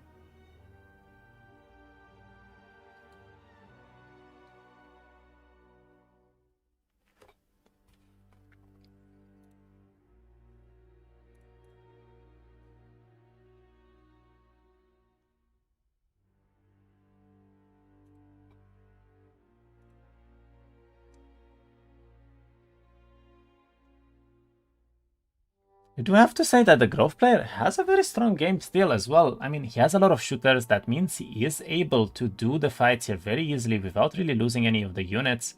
And he already has all 4 of his towns this turn as well, which means we might actually see a quadruple build for Naiads and Fawns and Rocks, and potentially even the Chillins here. He does pick up logistics as well. It's a little bit of a late pickup, but he does have a very solid, strong skill tree right now as well. Does go for the Sigil here too, which I'm not sure if it's going to help him that much. I mean, it's the Nightshade Sigil, I believe, and don't think he has that at all right now. He does go for the gold mine, picks it up. That's going to be a lot more gold for him. And it looks like he will grab the Sigil as well.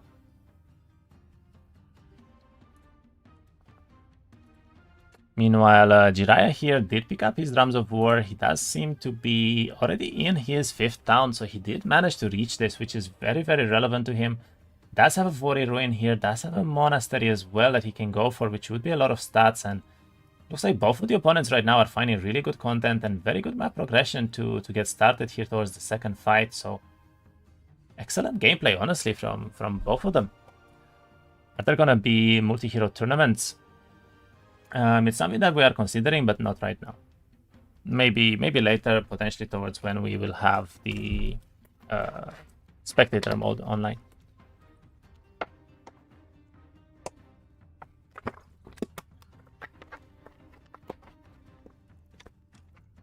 And yeah, Jeerayah looks like he's going straight for this monastery, so he will be prioritizing the stats over most of the other objectives right now, which does make a lot of sense. I think that is a very solid option. And Praktos right now is simply pushing towards his last town, but he may not reach this because it is a very, very far town right now for him.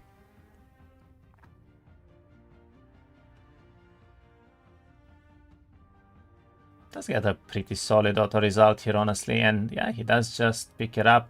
I would have liked for him to pick up this this monastery, but I guess he wants to try to prioritize grabbing this town, and with a second win, he does actually manage to reach it in time, which is quite great for him, and looks like he will grab the experience on the way as well. And yeah, just very solid gameplay so far from both of them. I am still honestly very curious as to who's gonna win the second fight, because I think both of the opponents have a solid chance at winning. It's mostly gonna come down to whoever can get this better desert control and this early game into the treasury zone, right? If one of these opponents will be able to pick up the white tree and potentially grab all of their units from there, it might secure the second final fight win. And I would say that I would probably favor the Schism player here for a fight 3. So I do think that Praktos is going to try his absolute best to win this second final fight right now. Jeerayah screen share is much better. Yeah, it's because Jeerayah is actually streaming on Twitch, and then Praktos is screen sharing right now. I think he's streaming on YouTube too, but he wanted to screen share for us, basically.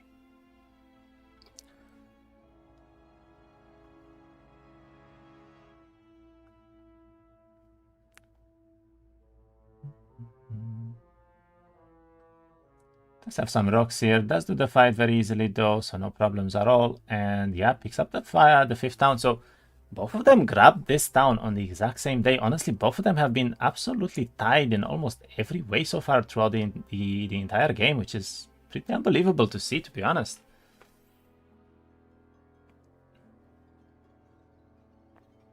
And yeah, looks like Praktos is indeed looking towards this Chilean dwelling, and probably it's gonna be what he wants to do next. He does have a Vori ruin next to his second town there as well, which could be fantastic for him if he could get an early pickup for that. And honestly, if he can get the Vori ruin with the Chilean dwelling, he might have a strong chance at quadruple building everything this week. And I'm not sure if Schism will be strong enough to beat that kind of gameplay, honestly.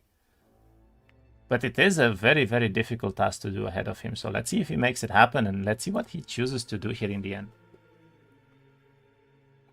I would definitely like for him to build at least a tier 3 or the mage guild here, because obviously you want that for the path towards the next units. And he also probably wants to get enough law points in order to get the Chilean law this week. So he needs to do enough fights to get at least like 8 probably more points right now for the law points. He's already able to build the Thunder Lair in multiple towns, and I guess he's just gonna prioritize going for the box here, and most likely into the dwelling next. Picks up the rest of the funds, grabs some of the army here, and yeah, he's gonna go for the box now and tries to probably get some gold here. Meanwhile, on Jeerayah's side, let's see what his game plan is. I mean, I would like to at least see the tier 1s to tier 4s fully built in all of the towns. He does have recruitment as well, of course, so it's gonna be a very solid game plan for him. And it looks like he wants to probably change the upgrade right now. Yeah, he does. It's a bit late. I mean, he lost already over 30, I think, of the rush shots here because he kept them on the melee range, and that was not the best thing to do for him.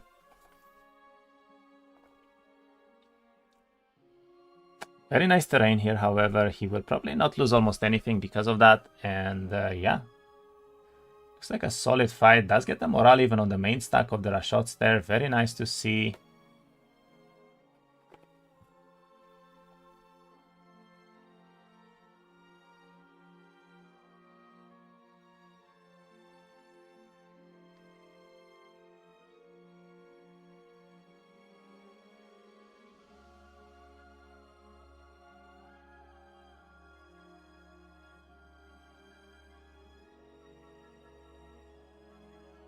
Can choose to take a hit right now with the shots, but I'm not sure if he will, because he might end up losing quite a few of them, and he needs to leave these cultists to take a hit at least. But he do reach right now, which is very good. And yeah, I mean, with a heroic strike here, he should be fine. Didn't realize you're from the dev team. I am one of the community managers, yes. Any interesting insights on future updates? We will have already an update next week that will fix a lot of the bugs, issues, and problems with the game right now. And then starting in September, there's going to be probably 1 or 2 patches even that will introduce some new content and a lot of the stuff from the roadmap as well.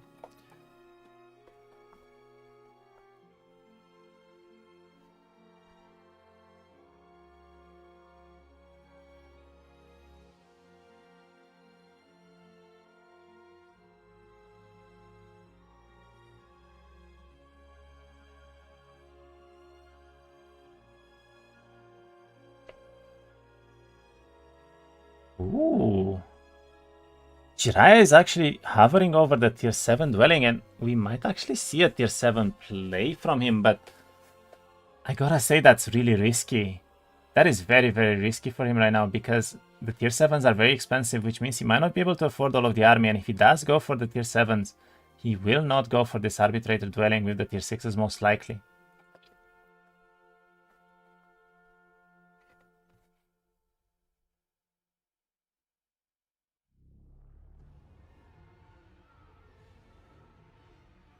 Let's pick up all of the other army here. I mean, his army is looking fantastic still. If he can get to this desert in time, I do think he will have a very solid chance of potentially just popping the tree and trying to win this second final fight. I just can't wait for roguelike mode. Yeah, I mean, that one, the Iron Man mode, is gonna be very interesting, and there's also gonna be underground at some point added for from the roadmap as well. Also, we do have multiple custom maps coming up too, and a lot more to come afterwards as well. So many upgrades and many nice things that are gonna happen in the next few months already. Bit of a painful fight here for Jeerayah, because he does end up losing quite a few of the shots, and honestly, that was not the best way to go. I think he lost 4 or 5 of them here. Oof. Bit of a painful turn for sure for him. Meanwhile, on the side of Praktos, we see him picking up more and more army from everywhere here. He is going towards the quadruple build for the Naiads at least. And it does seem like he will probably have to skip on the Chillins on some of the towns because he might not be in time. But we do see the Chillins built already, I think, in 2 of the towns. And he is hovering over the dwelling now as well. So he is most likely going to pick up the dwelling this week. Let's hope that he can make it to the low as well. I mean, if he can get this this warrior in time, it's definitely gonna be enough. And I actually just noticed he has another Naiad dwelling below the Chilean dwelling here, which is fantastic for his game plan right now, because he is quad building these Naiads. So that is going to be great. If he can make this happen, this is going to be a fantastic spot for him to be in.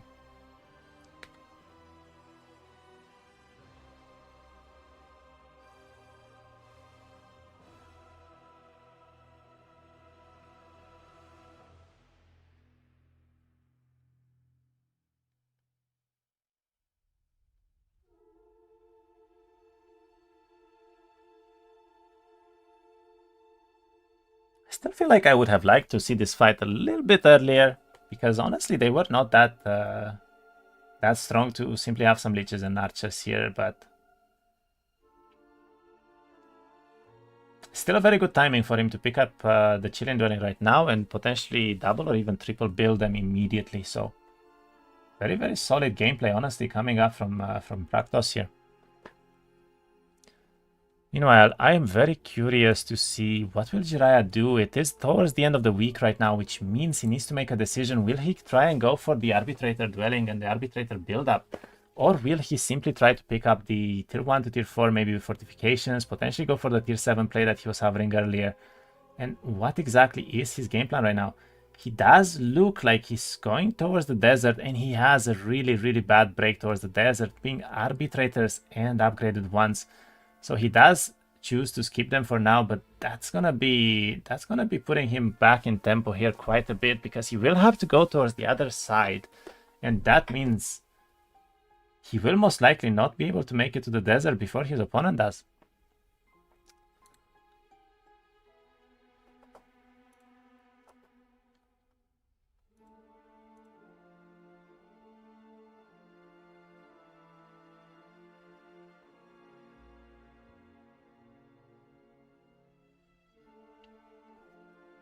I gotta say though, Jeerayah's game looked so much better before he lost so many shots. If he kept all of the shots alive and he was going up to 30 plus of them now in the next week, this was gonna be really, really solid. But down to 9 already, and potentially bleeding even more this fight here if he can, if one of the morals happen. But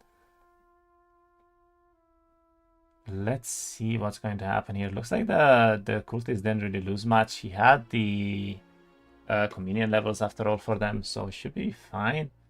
And now he just needs to deal with this other Minotaur stack, basically.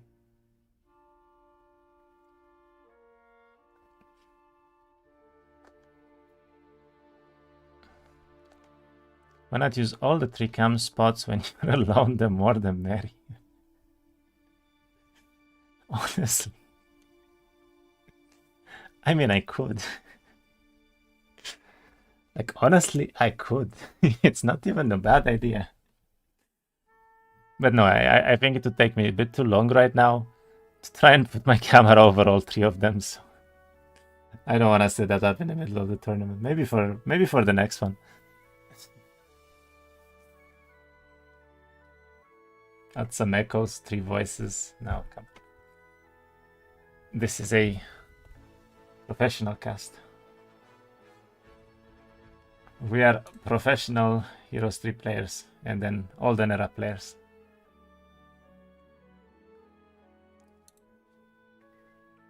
I gotta say, while I casted Heroes 3 games, I never had this kind of like cast setup, I guess. So definitely an improvement already.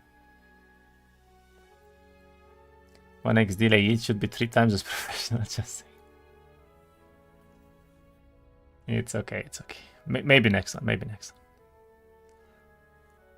All right. So Jeerayah, I feel like he doesn't really make any advancements towards his build up here, and I gotta say, I'm starting to favor Praktos more and more towards winning this this second final fight entirely and potentially taking the first game with a Grove pick, which is actually really surprising to me because Grove is not favored to win in this matchup, but look at his game right now.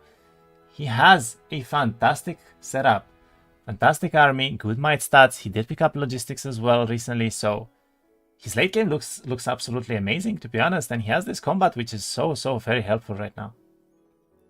Sorry for being out of context, but I'm a new player and I spent 400 hours in this game already. Damn, that's amazing. Wow. I didn't expect Heroes to be so engaging. I hope this game will see a lot of support popularity and make it out of early access well. Thank you, Monclar. We all hope for that exact same thing, so that is why the devs are gonna be very hard at work to make everything happen until then, of course. Grove is better than Schism, Mimo. That is an opinion that is not very popular for Exodus, though. I mean, I could definitely see Grove being better than Schism for quite a few templates, potentially even for Jibu's Outcast tournament, because Grove has a fantastic Grove has a fantastic early game, right? You can do so many fights there. But for Exodus, Schism is very often considered one of the best, if not the best town for the third fight, and sometimes even the second fight, if you can get into the early desert, trying to get that white tree, trying to get your setup, and it really comes down to the dwellings that you find, so... have to step out for a second. What's the current standing? Basically, the Grove player won the first final fight, and now we're seeing a very solid setup going into the week 3 here from Grove. And from Jeerayah, I think he wanted to push into the desert early, but sadly for him, he found a very tough break to do, and it looks like he went towards the other side right now. So we will probably see Jeerayah trying to figure something out here, but we'll see if he can make it. And actually, no, he's not even on the other side. He's simply farming around the 5th town here from Schism. So we'll see if he can make it or not.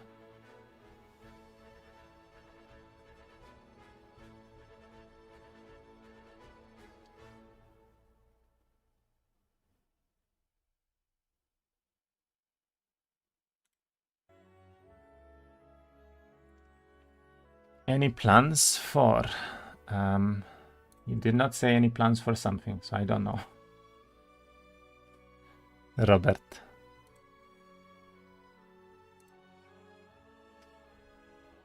Okay, yeah, Jeerayah, I mean, he's doing content, he's finding things, but he needed a little bit more, I think. He does not build towards tier 6s or tier 7s right now. And that's going to be rather difficult for him. Looks like it's a single build for the tier 7s here. I'm not sure if he has a second one. Yeah, no, he does not have a second one. So I'm more and more in favor of the growth player. I gotta say, this chilling dwelling with the potentially triple build probably that he's going to have are gonna be fantastic for the 1-3-1 here setup that we'll get in a moment. And by the looks of it, Praktos did push into the desert last turn. He had a pretty easy break on the Dragon Slayers that he did, and now we're already seeing him picking up the 6th town here in the desert. So Praktos, not only that he has the better late game setup with the Chillins now, but he also has much better map progression because he managed to get into the desert first. And it's just week 2. I mean, we could see a 1-3-1 push towards the mid desert here if he wants to.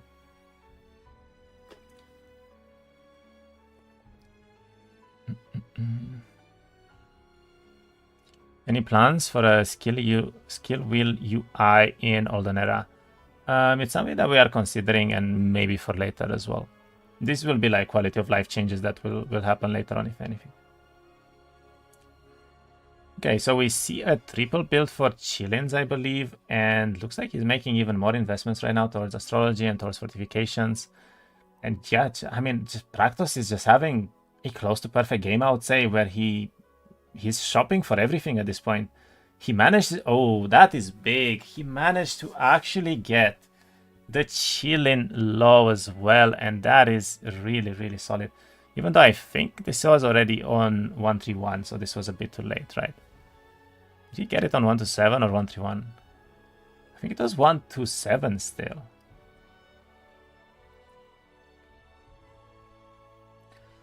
It would be good to see the name and the class of hero opponent playing. I mean, I could add more things, but honestly, the UI is really cluttered already. I don't want to have another 12 scenes or something. The thing is, if I had if I had a tool where I could just simply put the hero and everything in the tool there and it would auto swap, it would be a lot better. But I have to do this manually right now with pictures for everything. So I think we'll stick to the name and factions, and then we'll probably leave the heroes for a little bit later on. How about battle deployment screen to remove units before fights? Yeah, that is what David answered about. That is basically what Pocket Dimension is for, which is one of the neutral spells that you can go for. Not many people prefer it because it's mostly relevant in the one hero scene, and then it's somewhat relevant in the classic mode, right? But generally, you would probably still want like actual control over that, basically. In the game rather than on the stream. Oh, you mean like a name and like a class under the hero stats here? Maybe that could be a thing. By the way, Praktos here does have light already on, and that means that he can farm this desert very easily right now, which is fantastic for him. I mean, look at him just going through all the fights. He didn't even pick up his units from the 1-3-1 setup here yet, and he's already able to do multiple fights in the desert, which is very impressive, to be honest. And yeah, meanwhile, Jeerayah, I mean, he's trying to find another break right now, so he's gonna go towards this second desert break that he did not scout yet. And let's hope for him that he will find a good one, because he really needs to go into desert and at least try to get something done here. When in the world would you invest in Pocket Dimension spell over other spells? There are control scrolls. You don't always have to invest into it. You might simply be able to find it, but it's definitely a good point that Pocket Dimension is most likely going to be weaker, and it's only going to be used if you have, let's say, a very specific scenario for that, basically.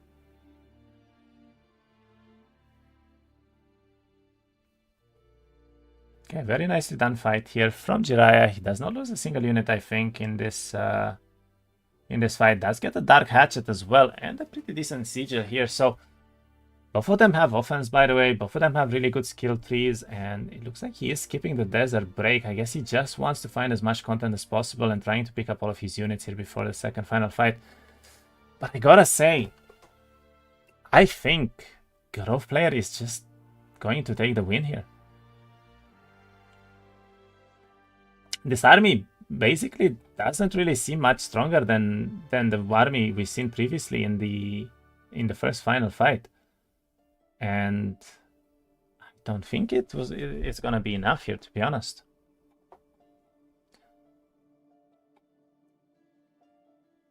All you can see is the picture. Yeah. I mean, I can send it as feedback that we could maybe add something better there.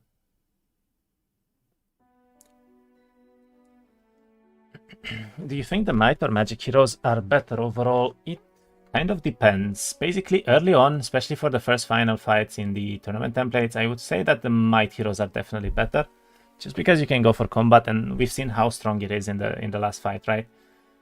I mean, that combat just won the game straight up. It didn't really matter. It wasn't even that close. He still had, I think, 10 rocks. He had 15 hoplets, right? Like, the entire stacks were basically alive. And yeah, that combat was just very, very strong to have compared to Thaumaturgy. Thaumaturgy does not do much unless you have a lot of spell power, and Thaumaturgy really, really shines when you get to this point where it's like 1-3-1. So for instance, for this fight, I would definitely say that Thaumaturgy is probably going to be better, and the Mage Hero is already going to be a bit better off. But yeah, combat early on, definitely better. So Might Hero better early on, Magic Hero better late game, basically. And alright, Jeerayah is just kind of looking around, trying to find stats right now, trying to find some content to do, and he does pick up some things, but honestly, it's very slow. This is very, very slow progression from him. He does have a Hydra break here that he could potentially try and do right away. That is a very easy break, but sadly, it's not pathable. He does have Flight, however, so he could technically go over the observatory here. Meanwhile, for Praktos, let's see, is he going to be able to go into the deep desert here and trying to get this white tree done? Honestly, Praktos is in the desert, but I gotta say, his army is not looking that strong yet, and his stats are not really looking that much better than his opponents right now, because he didn't really find much in this desert, and he didn't choose to go into the deep one yet, but he does pick up one of his towns, and looks like his laws are really doing a lot better here as well. So let's see what he's gonna be able to do here. Is there anything you missed from Heroes 3 and Olden Era in chat?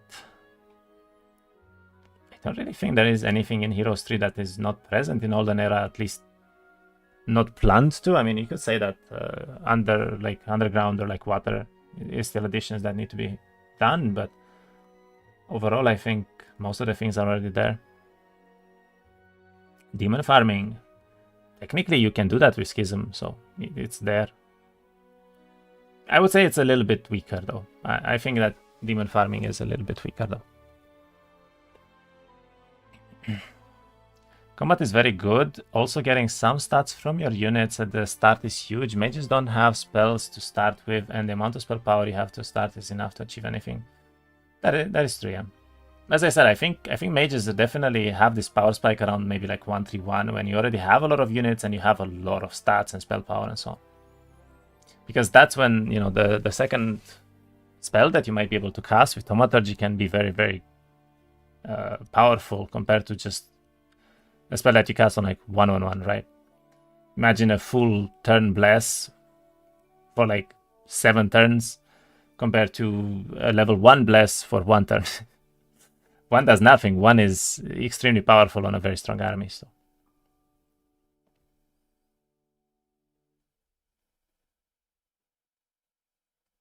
Praktos. I mean, I'm favoring Praktos as well right now, considering what we're seeing, and we'll see if he can make it happen. I mean, looks like he's gonna go for a level up first. This was a bit of a mistake because he had the circus here, so that was a free level for him, and I don't think he even realized, yeah. Let's pick up the expert recruitment here still. He does get 2 level ups, I guess, because of that. He has basic daylight magic. He's not very happy with it. I guess he went to the university precisely to see his last skill tree, and he's gonna go back right now, and he will pick up this battle magic in order to finish his skill tree. Does get it advanced immediately, and we see a 20k gold box pickup here, which is very, very nice, and he's looking to do a Vori Ruins, I believe, as well. So Praktos is extremely rich right now. We could see the Chileans upgraded and potentially trying to do something from there. But he only has 2 days left, and I'm not sure. It's still so close. It's still so close, because Jeerayah is doing content, and he's looking to do a Utopia right now. This will be somewhat painful for Jeerayah, though, and I'm not sure if it's going to be that good if he loses a lot of army here, but let's see. Is he able to do this Utopia without heavy losses right now?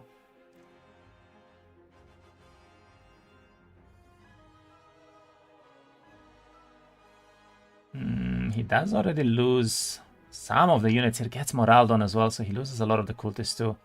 This is getting to be a bit too painful for what his liking was probably, but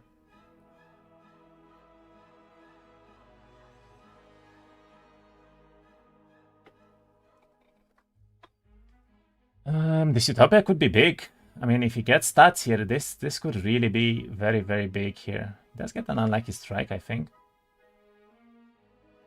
But it looks like he's gonna do this fight very easily in the end still. Hastes up, kills the luck stack here, and yeah, very nicely done fight. Loses a couple of units, 5-9-1.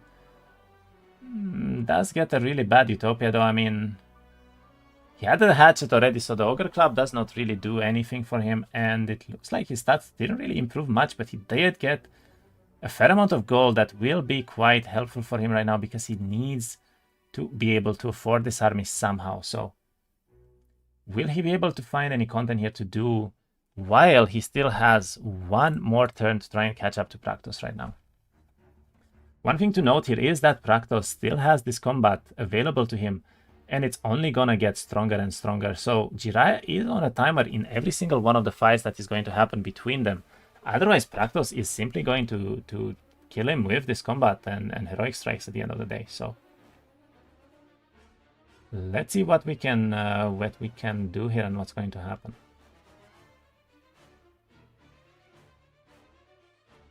Ooh, he cannot pick up the... Okay, he chooses to leave the rush house behind. He's going to upgrade. I believe he ran out of time there.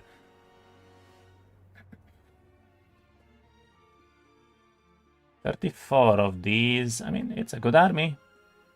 It's definitely a good army, but for a 1-3-3 army, this is still rather low, I would say. Let's have a little bit more units, but he's not able to upgrade them yet, and he is not able to pick up even all of his units right now. That is going to be a problem that Jeerayah needs to fix. You would have to go for a Vori Ruin in this turn, otherwise he's not going to be able to pick up all of his units and upgrade here. Let's see. Meanwhile, Praktos, what will his army look like for this final fight? He has almost all of the Chillins here. 22 Chillins, 55 Naiads, and honestly, the army from Praktos just looks extremely beautiful here. I mean, if he's able to upgrade the Naiads and the Chillins, I think this is too strong. I mean, the fact that Jeerayah did not make those early investments, as I said, into either tier 6 or tier 7, and he was not able to do so, and he only built one of the tier 7s basically, is going to be a very, very severe problem for him right now. And yeah, we see the Chillin upgrade here from Praktos. We see the Naiad upgrade as well. He can even afford both, which is absolutely amazing from him. And this is looking like a very, very strong setup here coming from Praktos for this early Finalka. He even has the better might stats. He probably has the better hero. He did pick up battle magic as well last turn, so we're seeing a very, very solid fight. And he actually chooses to go for the melee fonts. He is taking a note from the page of Jeerayah here, I guess. He does need to be a little bit faster because he's running out of time though. Both players are down to 1 minute right now, and they really, really need to hurry up a little bit. Otherwise, this could be ending in a scenario where they're not going to sit outside, inside of the town, so they're not going to be able to grab mana for this final fight. Looks like he is going to go back to the upgrade for the fonts, probably just to do this fight a little bit easier, so he does not lose a lot of the units here. 1-0 for Praktos. It is 1-0 for him already, yes. He needs to basically just win this final fight, and it's pretty much over. Ooh, does get a very nice morale right now on the... Okay, and he loses nothing. Basically, those Naiads moraling made this fight a lot easier here. Game is great, and Alex is really good at moderating this tournament. Now we just need Anna back as side guest, and it would be perfect. I would invite Anna again for sure, but I believe she's extremely busy right now, so we'll see how that goes. Maybe she will be back for the later casts. I definitely would like that. And all right, we see Praktos doing the final fights here before the final fight. He's trying to see if he can reach, grabbing this Nightshade Orb as well, which is actually very relevant for him. And right now, see what his setup will look like. He's gonna upgrade some of the artifacts as well. He's gonna put the Nightshade Orb on. He's picking up the Offense Sigil as well, I think, which is very good for him. And oh, they don't pick up the Nightshade Orb. That's a bit of a mistake. Would have been helpful for him, I guess. But okay, we see the final fight. Let's see, is Jeerayah able to bring this game back to a 1-1 scenario, or is he going to go straight to game 2 here? Honestly, the armies are still surprisingly decent for both players, but I think that Praktos will just probably win with the Chileans. I mean, 26 Chileans here is probably better stacked than almost anything that we can see from Jeerayah's side. That's a good choice. Funnel Raiders are the best tier 1 by far, even without the law, and with it, it's ridiculous. I mean, true, but Fun Warriors do need to connect, and in this kind of final fights, you can have spells like, for instance, Dorea's Tide, you can have spells like Early Start, Right Haste, and so on, that can be very, very detrimental to your melee units, because they might not simply connect to the enemy ever, so... we'll see how that goes. He's able to connect with both the Fawns and the Naiads here before any of the units can even do anything from Jeerayah's side, and look at that, all of the rush shots are gone. In one turn, 300 rush shots are just gone to the Naiads and the Fawns, and I think that's basically game here already. I mean, what is Jeerayah able to do without any shooters? The Chileans will probably destroy anything in melee range here, so... Praktos, honestly, fantastic game. He covered every single base that he could. I don't think that is a win con really for Jeerayah here.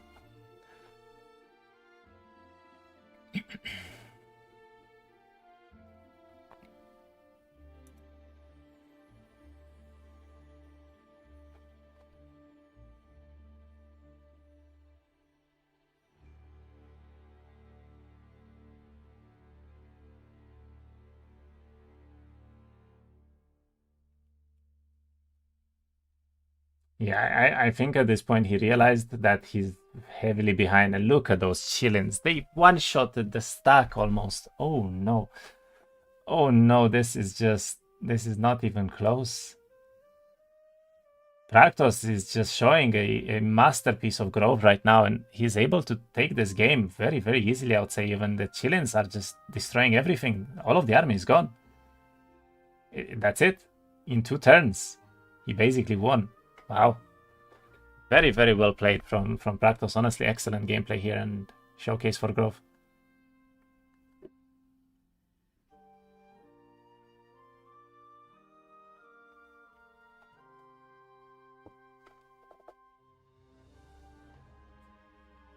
And there it is. Game 1. Going for Praktos in what I would say was an unfavorable matchup for him. I mean, he gave the better pick theoretically to Jeerayah. He could have picked Necropolis here as well instead of Schism, but he chose Schism and it was just not good enough at the end of the day. Growth here wins pretty easily. Also, he went for a Red Orb. That was actually a very, very solid choice because yeah, Jeerayah was not able to really buff or do anything in the first turn there due to the Red Orb, even with having Thaumaturgy, I guess.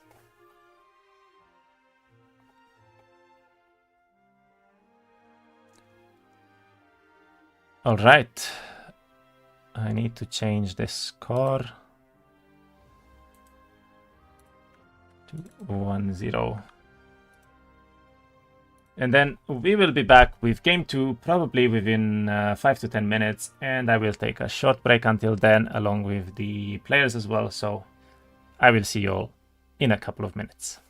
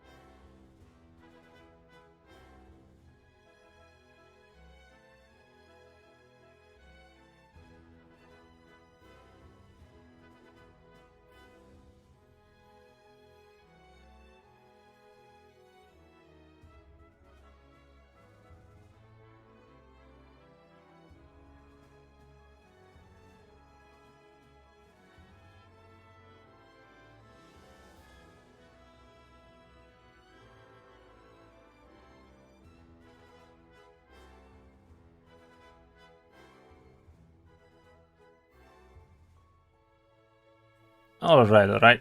And we're back with game 2 starting very soon now. It's just going to be a couple more minutes until the players are ready.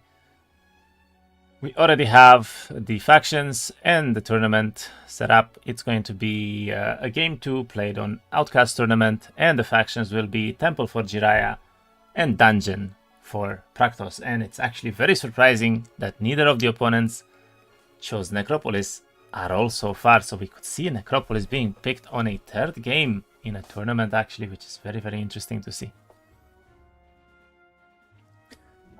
Since we have a little bit of time, let's talk one more time for the newcomers into the stream about the tournament overall. It's going to be played on a best of 3 series. The templates here are Exodus, Jeepus Outcast tournament, and of course Helltide being the last one. And it is a ban and pick format, so everything that is picked will be banned for the rest of the series. So that is why we're seeing multiple factions that we haven't seen in the previous games being already picked here, as well as the templates being different all the time. A little bit information about the tournament. It is sponsored, of course, by Ubisoft, bringing the prize pool to us, and we are very thankful for that. And 2 other sponsors, Gamebook and Dark Horse Gaming, who have provided books for the tournament as well to the winners, which is fantastic, and we're very thankful to them as well. Outside of that, I hope you'll enjoy and have a great Sunday, and let's see if it's gonna get even better going into game 2 here between Praktos and Jeerayah. Honestly, 2 very strong opponents that have put an amazing game 1 so far, and yeah, Praktos takes the lead 1-0, taking both final fights in Exodus with a fantastic Grove gameplay that left really no choice and no chances to the Schism player here at all. Did Praktos win? Sorry, I wasn't seeing. Yes, he did win the second final fight as well in the Exodus game, so he takes the lead in the series 1-0 over Jeerayah right now. Looks like the players are ready, so we will see the game 2 starting very, very soon here. Will there be resets for rankings in the future? Very likely, yes.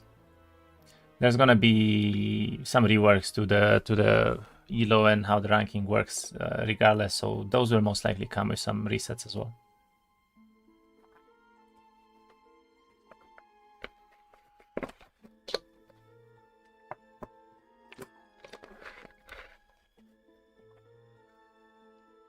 All right.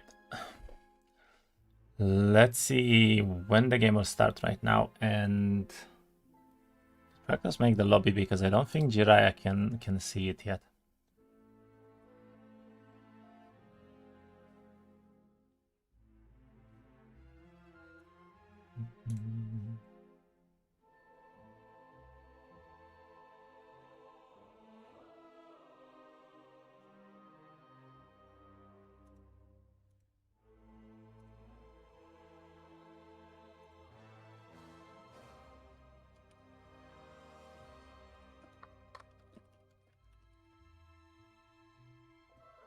Okay, no, he did see it. All right.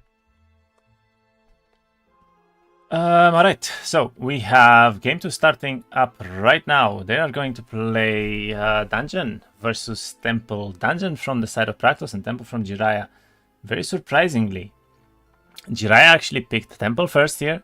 I guess he didn't want to pick Necropolis in case the opponent would actually go for an Outcast tournament, which is exactly what happened because Praktos ended up having the second pick. He went for the Outcast tournament and he picked Dungeon as the second town. So we're gonna see a very interesting game right now between Temple and Dungeon on Outcast tournament, which is not the factions we usually see it. So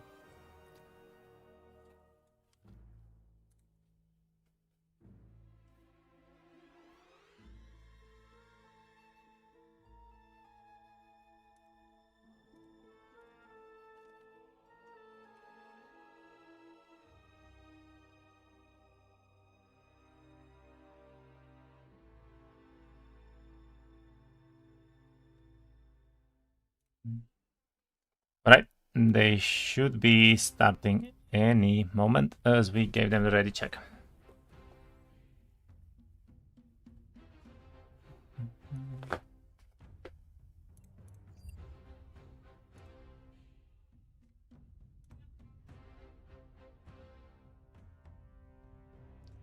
And there we go. We see the ban and pick phase going in. They should only leave temple and dungeon here, of course. And let's see what heroes they pick right now, because this will be a very interesting choice. Dungeon does have a lot of good heroes these days, and so does temple, to be honest. So I would not be surprised to see some sort of gameplay here. Maybe Leah or potentially some magic from dungeon here.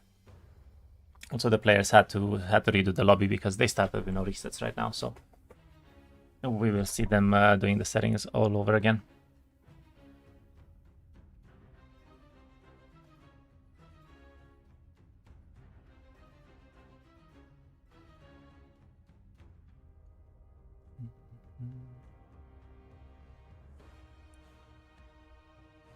Right, dungeon versus temple being picked up, and let's see what we can find out in this game. What will the players bring, and what will their strategy be? I would assume that the temple player is gonna try to have some heavy tempo here, going to marksman upgrade maybe right away, and potentially trying to find one or two lightweaver boxes, going for some early desert gameplay, and see from there basically. Meanwhile, the dungeon player has a few more choices here, because you could try to stay in the biome a little bit longer, trying to find some of the Hydra boxes, or you could simply try to tempo as well on the Minor Kings, for instance, with some dancers. So this is exactly what I said earlier. We see a very, very interesting pick here coming from both of the opponents. One goes for Leah the Untethered, and the other one actually goes for Lodos. So one of the players will not be able to use Nightshade magic, while the other player will not be able to use daylight magic, and that is extremely relevant into this game because they are both heavy into magic basically the entire gameplay. So let's see who's the better caster at the end of the day here. Very interesting matchup, actually, almost perfectly even, I would say. The factions are pre-picked before the template is decided. I know that one player chooses the faction and the other chooses the template. Our blind picking seems weird. But blind, yes, basically the loser of the previous game will be able to choose between picking a faction or a template first. And then the other one will pick whichever faction he wants from the ones that are not played yet. That is basically how we did so far. Jeerayah does seem a little bit frustrated right now. I'm not sure why. I guess maybe he did not like the Lodos pick right now, and he's playing Leah versus Lodos. Is this why? Bit surprising to me. Oh wait, I think they messed up something here again. Restart wrong map. Oh, they started on the wrong map because they picked Exodus. Okay. We're gonna see it redone here. Bit of a hiccup here at the start of the game too, I guess, but it happens. It's okay.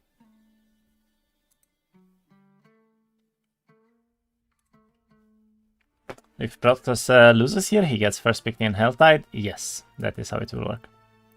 He can pick the faction in Helltide, being the last one there.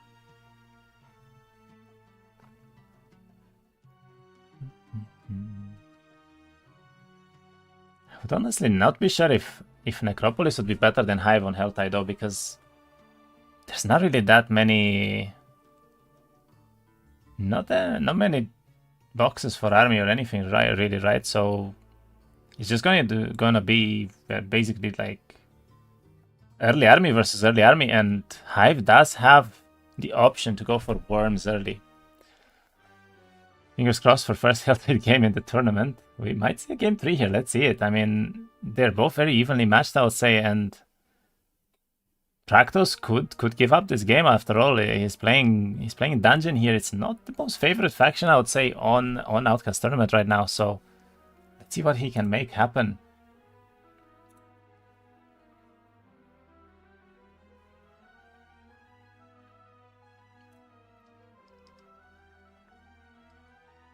I will also attempt to set up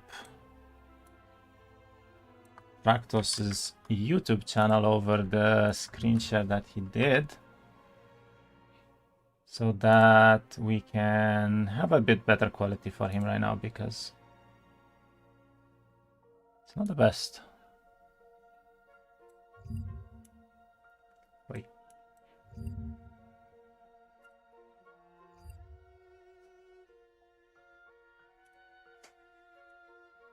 I don't know how I managed to do something here, but it's okay, I fixed it.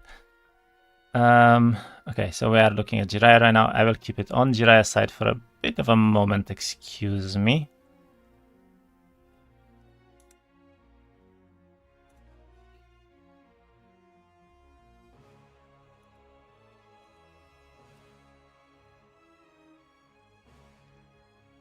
Da, da, da.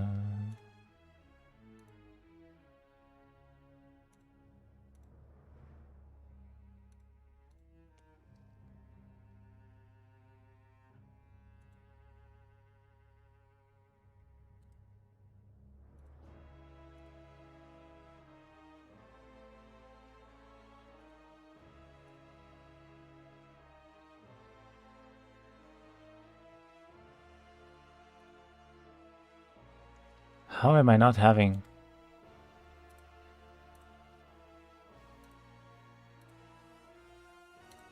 Okay, this one.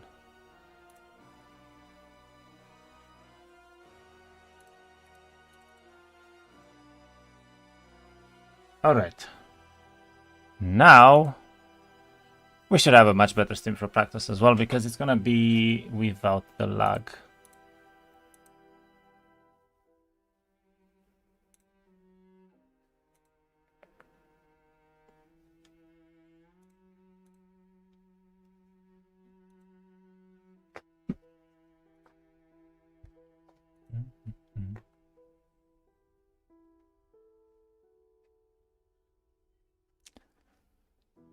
Alright, I believe that we will have quite a few resets right now, and let's see what is going to happen here.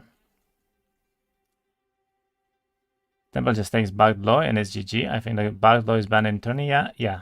We told the players not to use that law for now.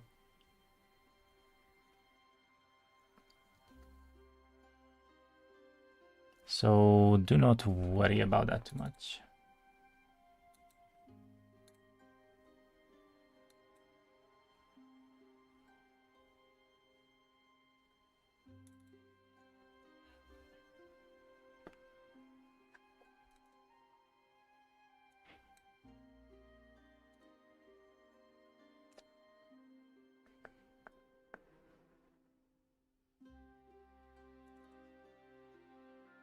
Players have 2 reset points. Yes, each player will have 2 reset points, basically. That's why I'm not commentating too much right now, because I do believe that most likely we will see 1 or maybe even 2 more maps being played before they decide on one here. Does look like both of them do see some content right now, though, so we could see some interesting things happening. I mean, Praktos' map does not look that bad. He sees multiple boxes already. He has one next to his main, one here, one next to his second town here. And Lodos is already fairly well leveled here immediately on day 1. So we could potentially see him keeping this map for now. Meanwhile, on the side of Jeerayah, he is still looking around. Looks like he's not going to find a lot of content right now to do immediately, but he does have a couple of boxes that he can go for, and he does have a very, very high fight on Phoenixes there. I mean, the Whites might be doable, the Cultists might be doable, the Scorpions are very, very high fight, but that could be a tier 6 box even, so... Let's see what's going to happen here as well. I don't get the point of the streams is casting yet, but you're on the official channel. Why you're not just doing a stream together? I mean, if he doesn't want to come on the stream, it's up to him. I did invite him for the record. We see another reset coming in, so we're already down to 2 resets left right now. Does Town Portal not take all the remaining movement in this game? No. Town Portal keeps all of your movement. There is another spell that comes from logistics that is called Back to Town, and you can only have it if you pick the sub-skill from logistics, which will allow you to basically port to a nearby town if you are in range of it, and that one will take all of the movements that you have remaining for that turn, basically. Right, let's see. Jeerayah right now is looking to gain a lot of XP here on Leah immediately. He does pick up Sorcery right away. That is an interesting pickup, and looks like he doesn't really have a lot of content to go for though, so he's not very happy about what he sees here. Does pick up one of the +2 spell power or knowledge here immediately. He has a multi-hole as well on the road. I mean, does not have any boxes though. I don't think he will probably want to keep this, to be honest.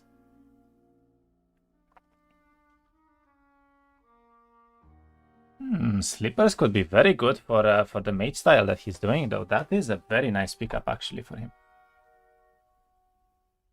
Finds an early resistance here, chooses to skip it, and he sees a box, but a very, very difficult box. This is probably tier 2. That could be good for him later on, but not right now at least.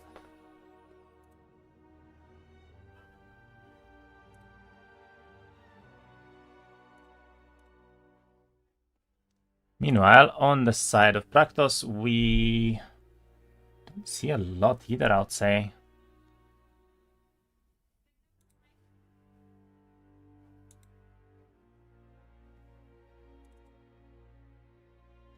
And I believe that I am a little bit behind on Praktos because his YouTube is getting...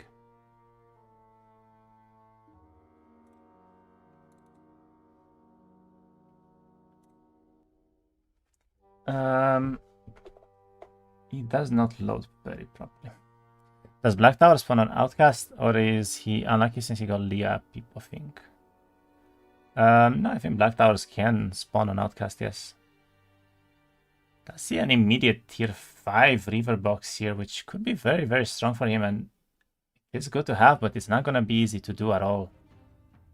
Let's go for him for a lot of experience, of course. He does see one of the towers here, which is very relevant, and now I guess he's just going to try to find as much content as possible, for now at least.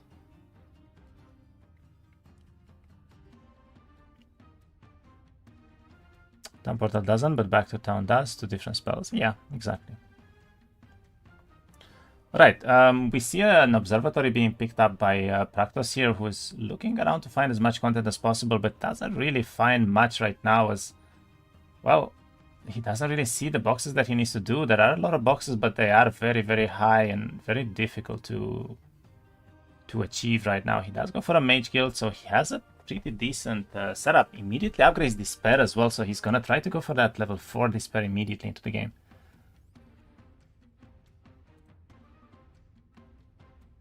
And meanwhile, let's see what Jeerayah has here. Looks like he's also picking the tower. He's also going for knowledge. He's trying to gain as many level ups as possible. Does have a fun box, which could be a good start for him. And then he does have some druids as well. So on both sides right now, I would say that it's looking rather basic. They don't really see a great start, but they don't see a terribly bad start either. So interesting to see for sure.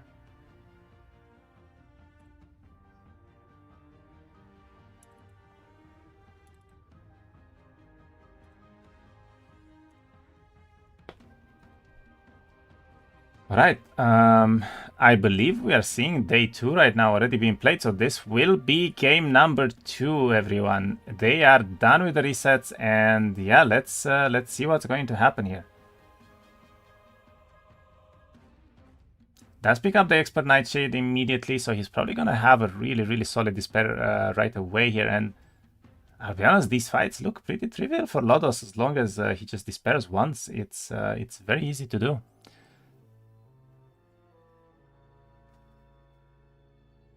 Don't remember Heroes 3 taking all the movements on TP, going to ships. No, Heroes 3 was not taking all the movements on TP either. It was 200 moves, I believe.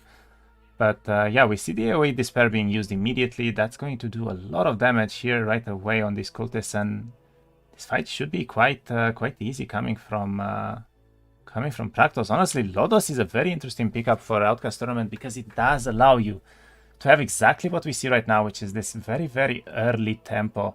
And he's even gonna go for a second despair. He chooses to not lose anything here at all.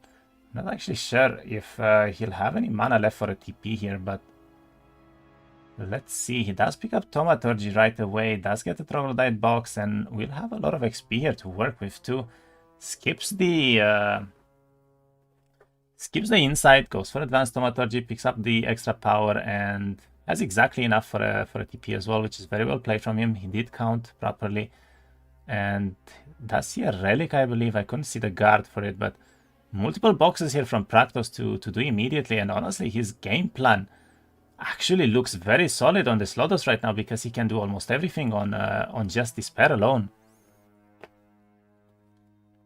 Very, very interesting to see, and let's see if Jeerayah can find a way here, because I would say that right now Jeerayah needs to have some sort of plan as to find a way to play with Leah, because Leah is a very strong late game specialist, because you cannot use any daylight magic against her. But she's not that strong early on, as she's one of the weaker heroes for castle here overall. Does not start with a lot of army, you don't really have other spells that you can use, and generally speaking, Leah can be very difficult to play this early on into the game.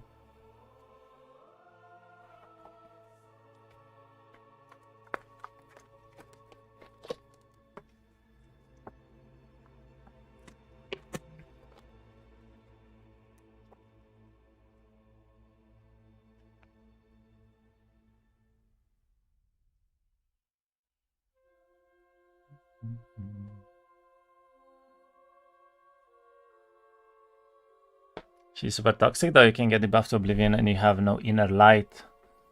I agree. I mean, as I said, Leah is definitely a very late game specialist, right? Like, if you can get to that point where you can have some really strong spells, Thaumaturgy, you debuff the opponent, they cannot use inner light, they cannot use radiant armor, you definitely have a very, very solid chance. And he does pick logistics right now, which is a very nice pickup from him. Goes for the upgraded tier 1s, which honestly I would have liked to see the unupgraded ones picked up, as they don't really do that much right now. And he goes for this fight on the Fawns, which are going to be a very, very difficult fight to do. The Fawn Archers, especially the upgraded ones, will be quite difficult to handle here.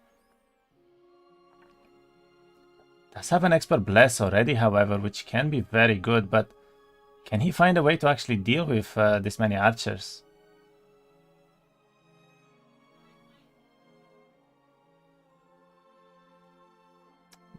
That is a really low amount of damage, I gotta say. He will probably lose almost every single archer that he has in this fight, and I'm honestly not sure if this was worth it then, because it's likely a tier 2 box that you have to trade a tier 2 box to get it in the first place.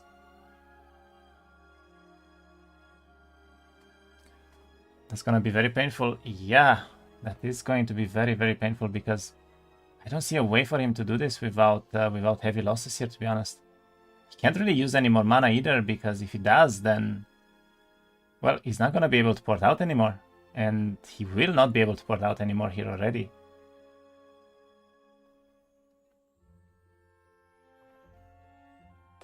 A bit of a misplay coming from Jeerayah, I would say, because this fight was definitely not worth doing. He's going to lose almost all of the units that he has for this box here.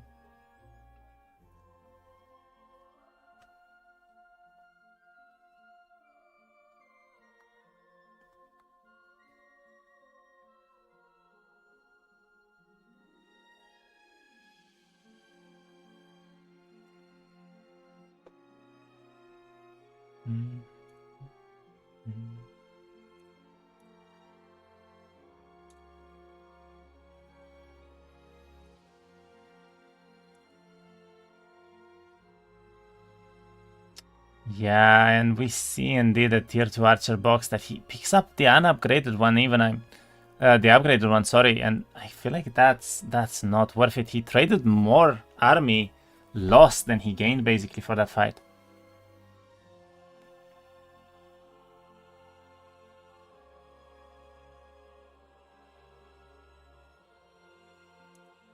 Meanwhile, on the side of Praktos here, we basically see him just looking around, trying to build stuff. He's gonna go for the upgraded troglodytes here immediately now. And yeah, I'm expecting him to just go into every single fight that he can find, really do them very, very easily by this point. He is gonna go for gold from the treasure chest, which is quite interesting. I guess he wants to maybe pick up the Hydras here.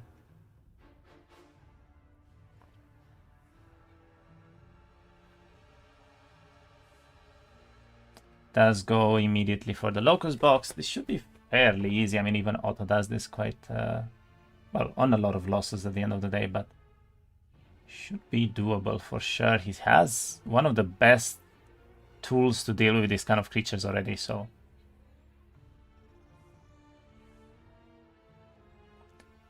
I do wonder if this could be a tier 3 box. It is a lot of Locusts, to be honest, so we could actually see a Dancer box here, and this is going to be fantastic for Praktos if it will be the case. Does anybody pick the Toxic Trolleys? Probably not. Maybe for like 1 stacks they could make sense, but not for like a main power stack, I would say.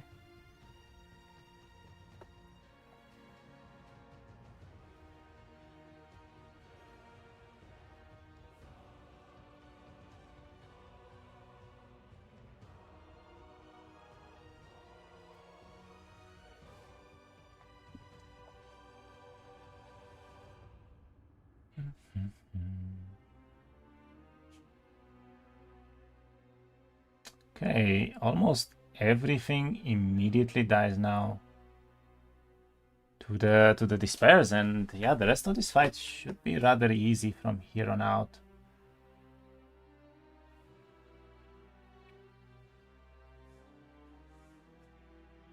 Can also use a Heroic Strike here, which he does, and yeah, very, very nicely done, honestly.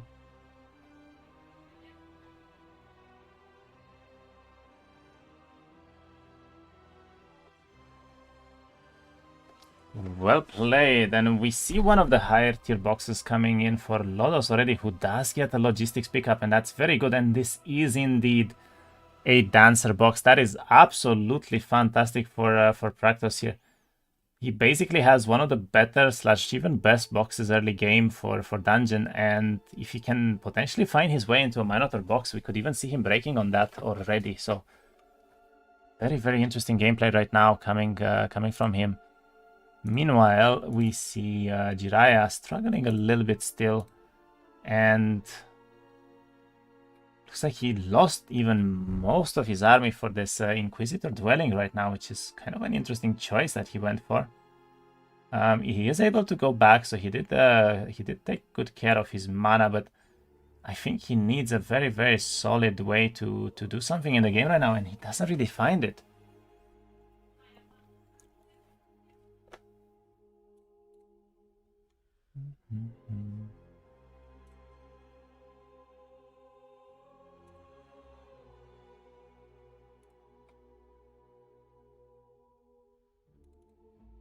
Hello, Ravsky. Hello, hello.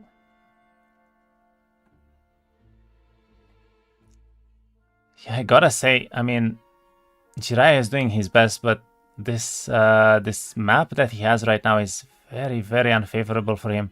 Most of the guys that he sees are going to be shooters. He doesn't really have a way to deal with them. And even the Murmurmancer seemed rather tough right now, and he's actually considering doing this fight for a lot of ghosts, but is he able to do it? He has no archers. He only has 2 Inquisitors left, and that is a lot of army. Does have decent spellcasting though, so he should maybe be able to be fine here, but he might suffer some losses, and to be honest, this will likely be yet another tier 2 box from this white fight, and that won't get him very far right now.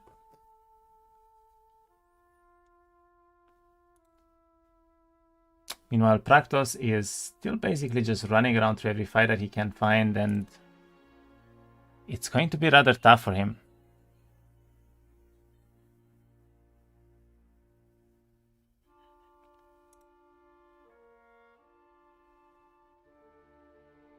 I would like to see the box result here for Praktos, because this is very relevant. If this is another Dancer box, he will be in a fantastic spot, absolutely fantastic spot here to start the game 2 with. He's trying to count if the dogs can reach the dancers, I guess, but I think he can block with the 1 stacks, to be honest. I don't even think he needs to do anything here.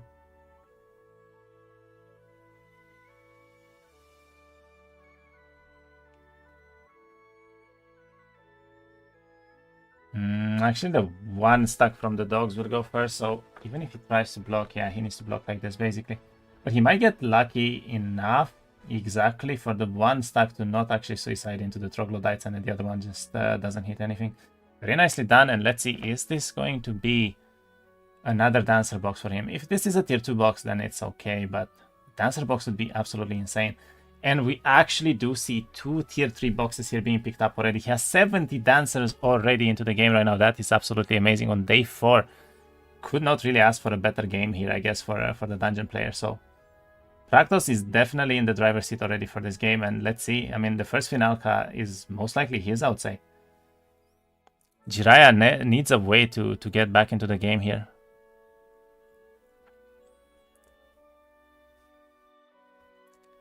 Jeerayah definitely needs a way to get back into the game here. That seemed like he did the fight fairly well. Does not have a lot of mana left, but he did lose a few more of the swordsman, and he needs a tier 2 box here. If this is Griffins, this would actually be really bad for him. Okay, does find a tier 2 box. So there is some ways he can still do fights here with.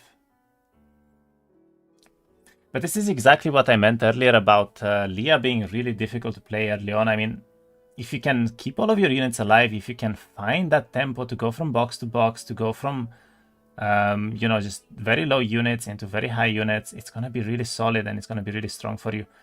But if you cannot find the tempo that you need, she's going to be very painful to bleed all of this in every single fight. So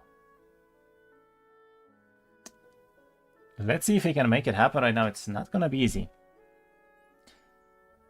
I doubt that we will see the same comeback that Rito did. The thing is, Rito in that game had a lot more army and a better hero, I would say, for a comeback. Plus, he also had very early astrology investments with, I think, all 4 towns picked by the day 4 already, right? So it was a much different scenario than we see right now. And Jeerayah is basically struggling to even do these basic fights for like tier 1 or tier 2 boxes still on day 5, so it is looking rough for him for sure right now. Go back on the soundtrack.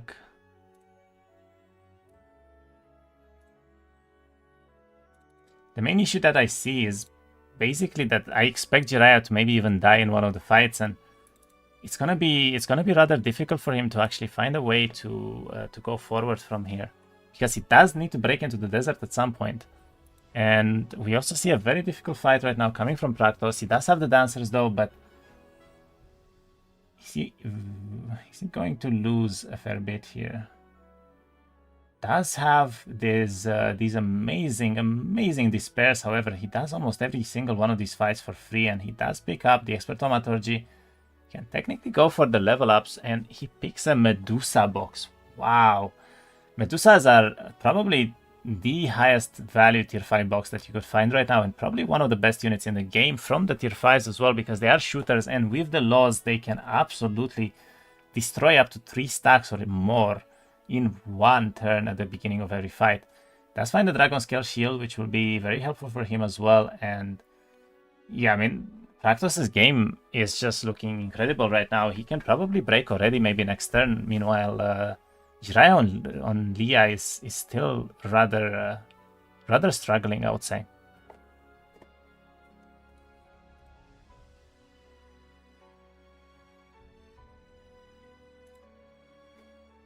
Hi, Ari. Hello. Okay, we see Jeerayah doing some fights here. I mean, at least he does not die for now, but these are very basic fights that he's trying to do.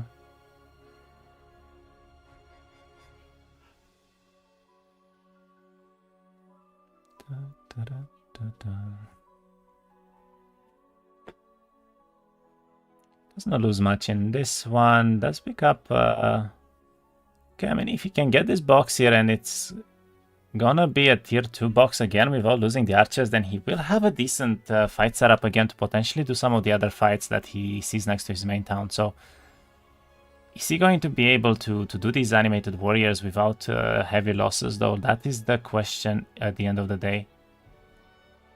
Otto does not do very well here, but let's see if he can do it better or not.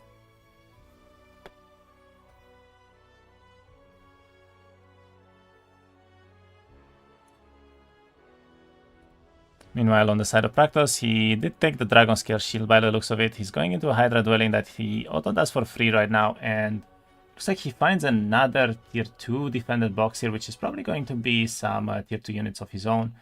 And it's exactly what it is. He will go for the Infiltrators, I'm guessing, or does he choose the upgraded ones here? Let's go for the Bleak Infiltrators, and it looks like he was hovering the break road already. I mean, at least knowing what your break is can be very good. I would like to see the Dancer Law here being picked up from him, because it is his main power stack for the time being, at least. And that is exactly what he does. And let's see what he will choose to do next. Neither of them picked up any towns right now, which is actually a very interesting thing to see, considering the last time we saw this heavy astrology investment right from Rito that ended up winning the game on Outcast Tournament. So I would expect more people to go for the same style. But he does pick up Expert Logistics here, which is absolutely fantastic. And I'm guessing he's probably going to go for... Oh, okay, interesting pickup there. I would have said that the speed here might have been a bit better for him, just to allow these fights to be done earlier. Quite a few archers here, but he should be able to go first, so I don't think this will be a problem. Yeah, he does this fight, no problem. And I think Praktos is definitely in a very, very strong position right now. This is an incredible game from him in game 1, followed by a very, very solid start of game 2. And let's see. Jeerayah did not lose a lot of units here. He looks like he did the fight fairly well, and he managed to actually kite the animated armors fairly well as well. So does pick up, does keep most of his units. And let's see what this box is. If he does get another archer box, this could be a decent way to come back into the game for him as well. Let's get another archer box, so he does have enough units to fight with, and he did a misclick here, and he actually went into the Infiltrator fight, which will be very, very painful, because I don't know if he's gonna be able to kill all of this.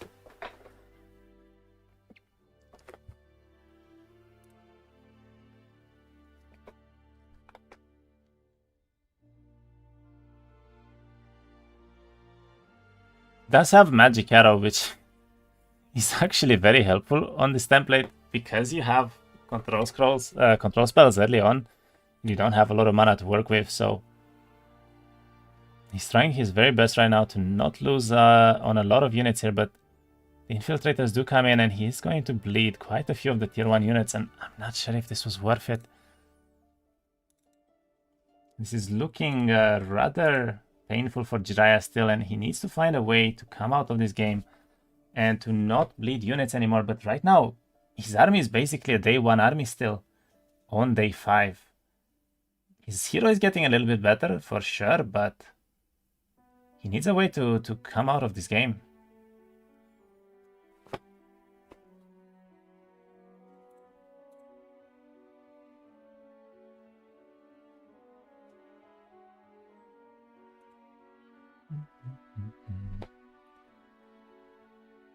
He's hovering over the Murmurmancers here, but I don't know if that fight is doable for him right now. I mean, 38 archers with no might stats will not do a lot of damage. And he does choose to go for it. Let's see, this could be death for Jeerayah here. Did he go too far? I mean, he does have spells, but is it going to be enough?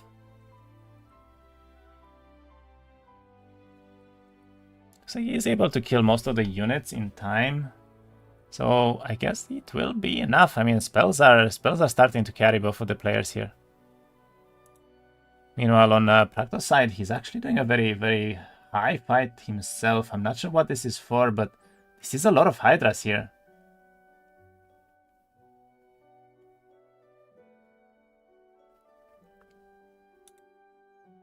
Nice to see Heroes of Might and Magic rise again. Yeah, for sure. Hello, the Raylock. Welcome to the stream as well. Looks like Praktos did pick up another Bleak Infiltrator box.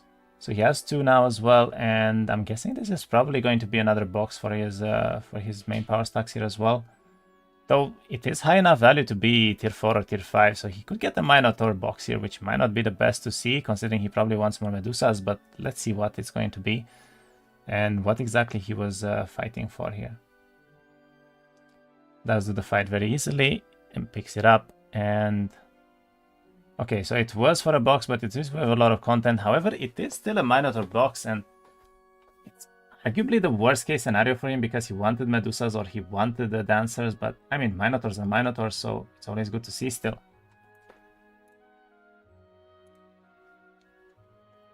Meanwhile, on Jeerayah's side, he's struggling a little bit to do the Murmurmancers here, but he does seem like he might pull through and not die at the very least, so if this is going to be a tier 6 box for him, this could be big, but he did bleed a lot of units to do this. He lost one of the Inquisitors, he lost a lot of the Archers, he lost basically his entire tier 1 stack by this point, and is this going to be enough? Let's see what the box is. It's really important for this to be tier 5 or tier 6 for him right now.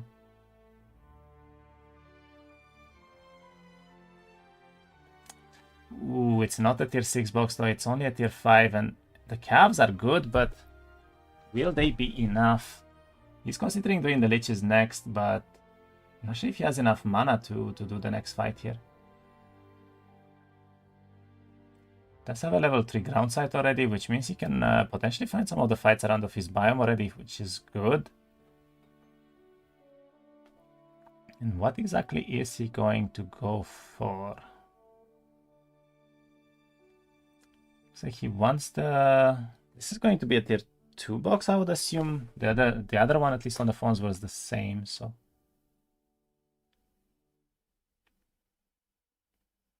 Needs to be careful with mana here and to try and not run out again like he did on the first fight, because that did lose him a full turn, which was not fantastic. Does get a very nice morale there, so he manages to kill most of the fawns immediately, which means he will not bleed some of his archers like in the first fight.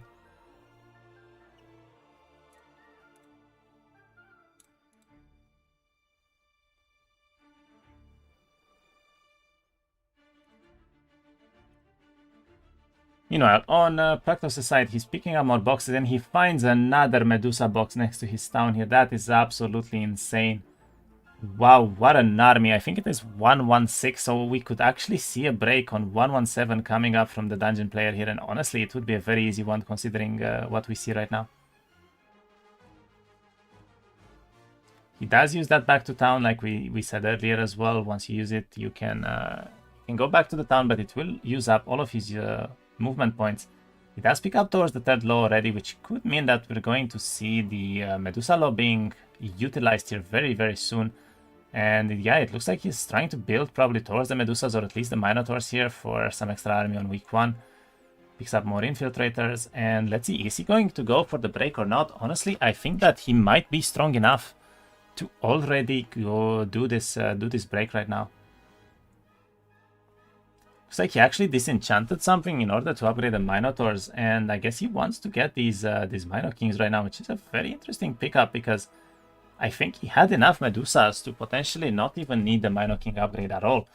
But we do indeed see a full push towards desert on 117 from Praktos, and this is a fantastic timing from him right now, and he has a pretty difficult break though. Chillin's an upgraded once, but I don't think it's going to matter. He manages to even pick up this this +3 luck, which will make this fight even easier. And let's see if he's going to be able to survive here, because this is not one of the easiest breaks sadly for him. But 46 Medusas should be able to carry here.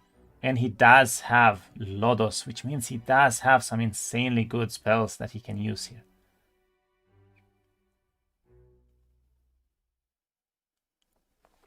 Honestly, I think a natural calm might be his best option because the Chileans already moved, so the Despair is not going to hit them this turn, which means that he needs to lower the damage for the next turn here, basically. Chooses to go for an early start on the Infiltrators to try and go first the next turn, so he's probably going to try to double the damage here from this Despair, which could be very good for him still, but very well played with the initiative actually to try and limit the amount of Chileans that will attack him before the Despair hits, basically. And yeah, we're starting to see this Despair taking off right now, and look at how much damage it does. The next one as well is going to be able to hit probably all of the Chileans there if he can move this Infiltrator out, but I don't think he will do that actually.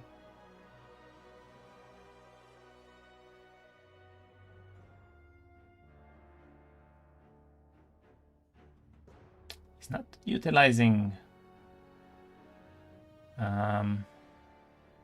is he going to Despair his own Minotaurs? Oh, it's unaffected, okay.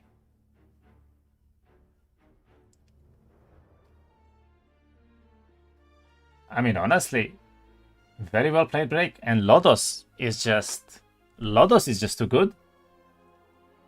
Look at this, a 117 break on basically no losses for Praktos here. Fantastic break timing, honestly, and he's in desert already. Hello, Kero. What do you have? 46 Medusas on day 6. Farmed almost the entire biome, to be honest with you. This is not even a high roll. He actually went really far on both sides. Went almost all the way down to the left side town as well. And he is even able to pick up the town here immediately, which is absolutely fantastic. Like, this is one of the best timings you can probably ask for on this template so far. So, very, very well done by Praktos here. Looks like he does the fight for the armor, and he's probably just gonna go back, Mage Guild in the town here, I'm guessing, and let's see if he can build it. I'm not sure if he has any marketplaces, actually. He definitely needs mana. Ooh, but he timed out. Okay, this timeout might actually be relevant because now he's not going to have any mana going into the new week here, and it is 1 day until battle, and he does not have any mana to fight with. But his army is just absolutely insane, and to be honest, Jeerayah doesn't really have anything to fight with. I mean, he went for Avatar even. He's struggling really, really hard right now. Even one Despair on the Cavs is probably going to be enough to just win the game, to be honest.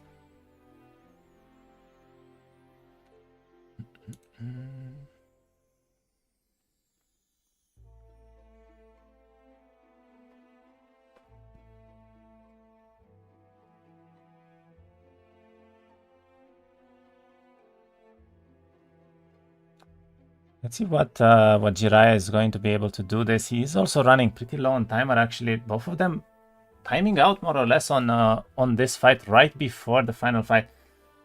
And that means that Jeerayah may not be able to get any mana either here, and that is not going to help him in this first final fight. If he loses this, it's going to be a really tough spot to be in for him. I've seen people complain about multi-hero ridiculous hero value. What do you think about single hero oriented template with maybe a GL objective for a second supportive hero? I mean, that could be something that we can consider for later on, or some specific templates maybe, but I think right now they are mainly made to be single hero. Lotus is a great counter pick. Why did Praktos click Daylight Magic? Because they didn't know. They are playing on ban pick scenario, so they do not know the other player's hero at all. And yeah, we see Praktos here going into the final fight with a lot of army. Let's see exactly what's going to happen. He does have one Despair. There are 26 cabs on the side of Leah here, but that is not a lot of power on the side of Leah. So will he be able to kill this many Medusas and Dancers? It's going to be really rather tough. I mean, if the Cavs get despaired once, what is he going to do afterwards? He has to inner light them, but I'm not sure if he has inner light actually. We see an immediate judgment here on the Medusas. Okay, so he does get rid of a couple of them, but that is 30 mana already gone. He basically only has one more judgment available, and that is it. So is he going to find a way to deal with this many units? I mean, even the Minor Kings are actually a pretty big problem here.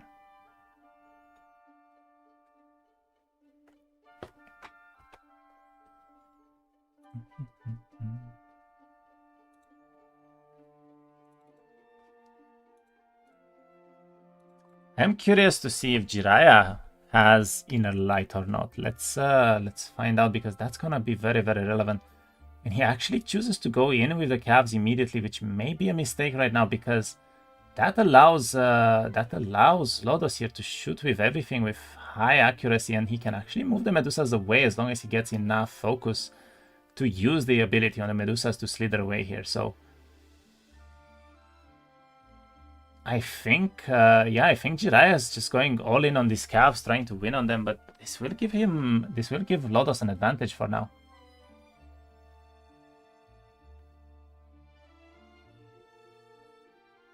Let's see what the Dancer damage is, because this is very, very relevant. If they can kill at least 5 Cavs here, I think the game is going to be really tough for Jeerayah to win in this first Finalka. 4 dead, not a lot of damage. Does slither away, will get to shoot with the Medusas as well. Kills another 4, and that is basically one of the Cav boxes already gone, but almost everything else is still alive here on the side of Praktos. Only 34 mana from Leah, so basically one more Judgment cast or 2 or 3 other spells, but he does have Magic Arrow, which is actually quite interesting. That Magic Arrow could be coming in clutch here if the units go low enough for that to happen. He does immediately kill the Inquisitor, does Despair the Cavs as well, and that's gonna be a lot of damage coming in on those Cavs now. Okay, but I don't think he has any way to deal with the Despair actually, and he does get temporary mana as well. Oh wait, he slept the Cavs. Never mind, that was not a Despair, that was a sleep. That was actually a very interesting play now, because he can probably kill most of those Cavs before they even get a turn.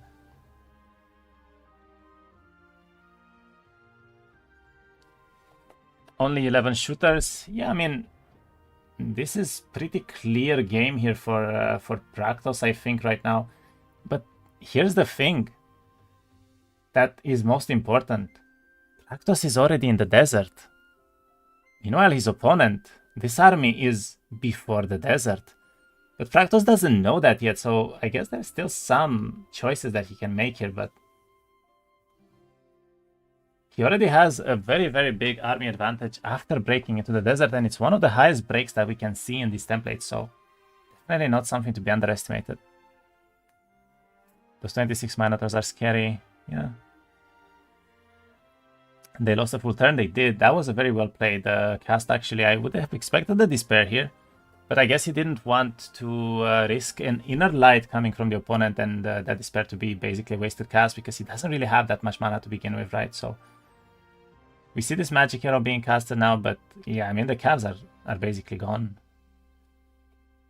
I think the Cavs are, well, they are gone.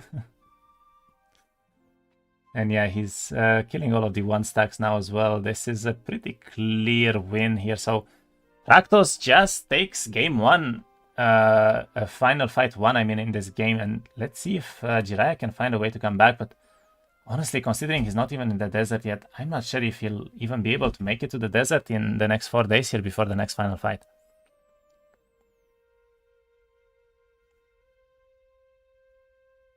Praktos just wins. Looks very decisive for now, yeah. He did lose most of the Medusas. This wasn't as one-sided as I thought. The second Cav box definitely helped Jeerayah make some potential fight here, but outcast on this army is rough. Yeah, he does have good spells now. He does have decent stats as well on Leah, but 26 Cavs are not gonna get you very far here, so.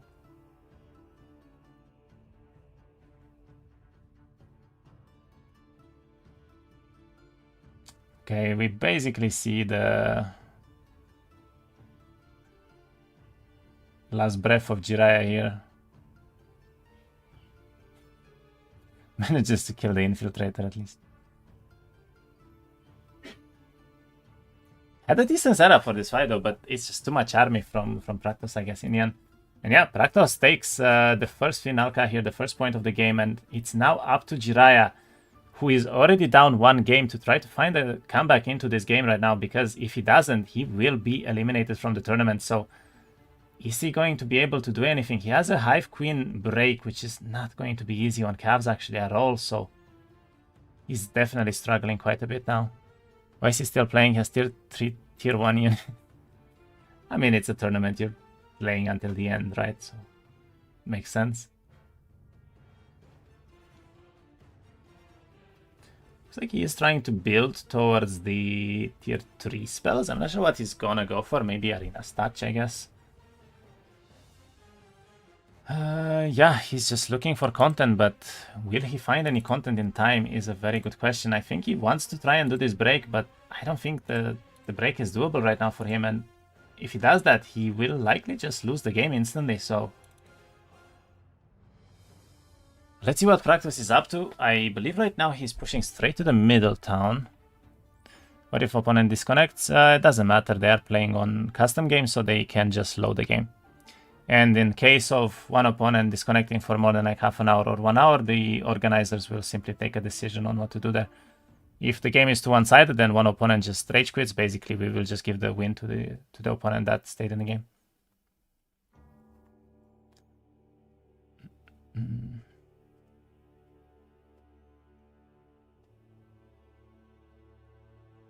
Interesting. He chooses to go back right now, picks up Mage Guild, and I guess he doesn't want to be in the desert with no mana, but he was right next to the middle town. Why did he not just stay there?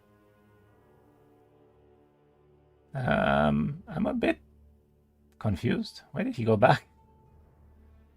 He could have just picked up the town there and then yeah, just stay there. Okay.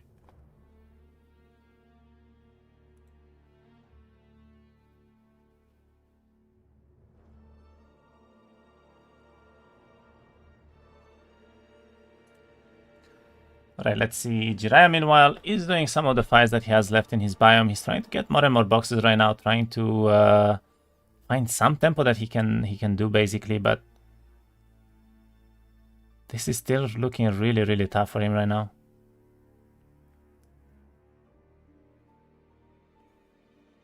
Lodos plus a Nightshade Tome is illegal grinding.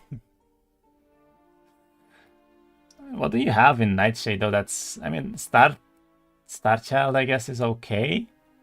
Then you could have Naira's Kiss, maybe. That could be very good for these fights, but I would not say that the Nightshade Tome on Lodos is that important. Honestly, you can just build a level 3 or a level 4 Mage Guild here, and you're probably getting the same things that you'd normally go for.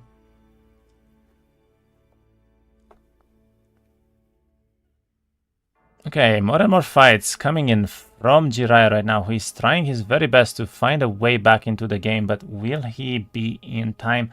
I mean, he needs to find a way to win the second final fight and then to somehow find a way to bring back the army advantage towards his opponent, but I'm not sure if that will be possible, honestly. Coup de Grace. I would not use Coup de Grace actually, because it's very heavy mana reliant. And it doesn't really help you as much unless you have a lot of units that can do the rest of the damage. If you're trying to only fight on spells, Coup de Grace doesn't really do much at all. A Despair honestly might be better if it's AoE and you can Despair everything at once. So in many ways, the Nightshade Tome, you might still want to use the AoE Despair towards the beginning of the fight still. That Despair really stacks up. Like, that Despair on a turn 1, if it's like a 4 or 5 turn Despair, can easily kill the whole stack of even some of the tier 7 units that you have on breaks. So, can be very, very relevant, actually.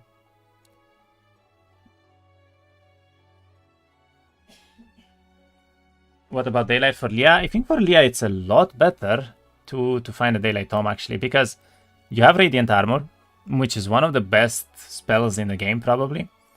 Tier 4, right? You have Vengeance, also can be very, very relevant to pretty much kill any stack with just one unit. And yeah, Arena's Touch and so on, like, they're all good spells. You have a lot more good spells to use there, and the early one basically being Bless, right? Like, Leah doesn't really benefit that much from the early spells other than Bless. It's the only one that you have, realistically speaking. So, you know, you can still play a lot on the army there and much better spells rather than just use Bless with a Daylight Tome.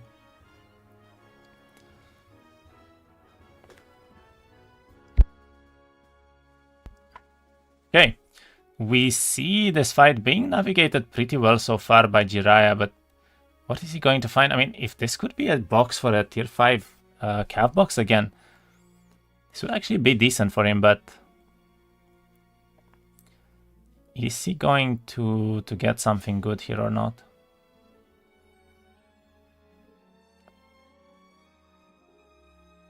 Okay, what will it be? He also picked up Avatar, which is not great, and this is okay. This is another tier 5 box, so now maybe Jeerayah can break into the desert as well, and we might see something happening here. Finds a Lightweaver box. He definitely gets a lot of the content that he desperately needed here, and let's see, is he going to be able to do something from here?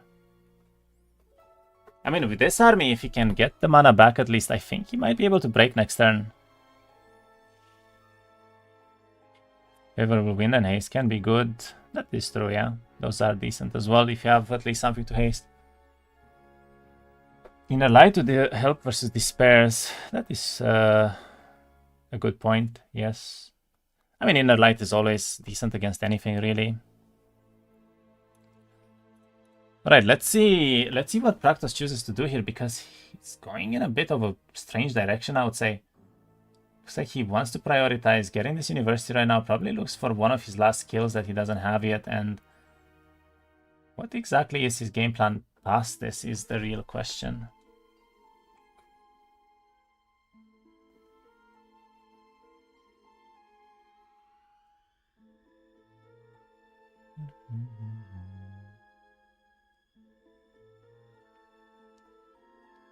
To be honest, I don't really get that in a chosen spell. It is great with the dungeon specialist, but on its own, it's worth like level 3, maybe level 4 spell. Or I missed something about the spell. I mean, I think it's great on everything, but it's very situational, to be honest. Because your stack can basically be immortal, right? Like, it doesn't die, it doesn't take damage at all, so it does have potential, let's say that. Looks like Lotus here is doing a lot of the fights in desert already, but he has to spend a ton of mana for this, and I'm not sure if he likes that much. This is not going to be so easy to sustain here for him.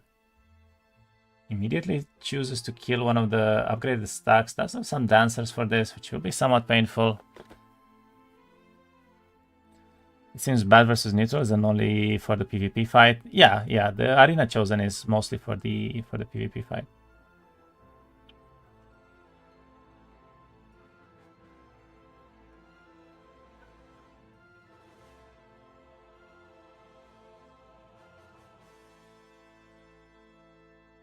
Very well played so far. He knows that he's gonna take the retail there from the oh, they buff up. Actually, that doesn't even need to retail. And yeah, the Medusas will just finish the fight now. Very nicely done. Loses a few dancers here, but this is one of the first big bosses in desert, and this is exactly what he needs right now. Every single box that you get from the desert will mean that the next fight is gonna get easier and easier. So if Praktos can already get this start before his opponent is even in the desert to begin with, he's in a fantastic spot right now. Does find a Vori Ruin as well, which means he will be able to upgrade most of his units immediately here, and that is quite relevant. Even if he doesn't upgrade the units, he will still be able to upgrade most of his artifacts that he finds.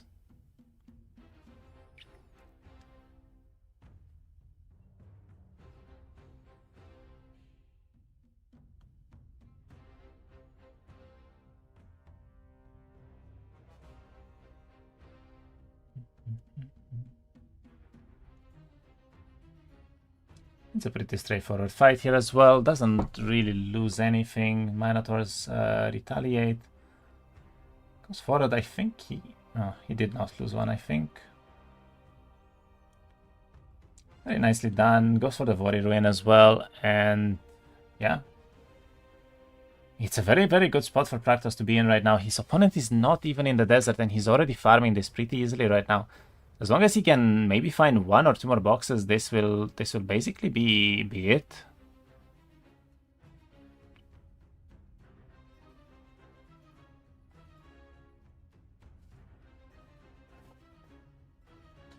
Praktos has difficulties if opponent is playing Necro. But why Necro?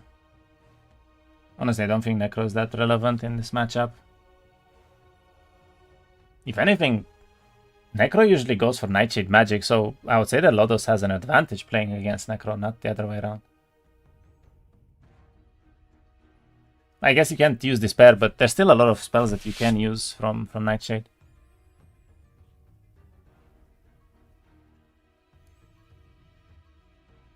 Okay, it looks like he does this fight pretty easily so far, at least.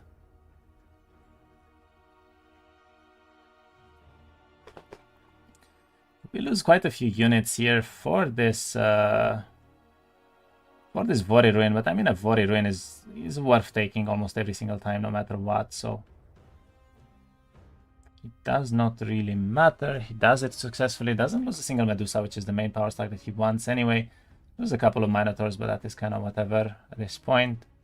And he's already upgrading the Grove Town. Okay, I like that. I like that he's already going for the upgrades here on the Grove Town. That is very, very solid play from him for sure. Find some unicorns. We'll take this Chilling Dwelling, which means his power stack is gonna get higher and higher as well.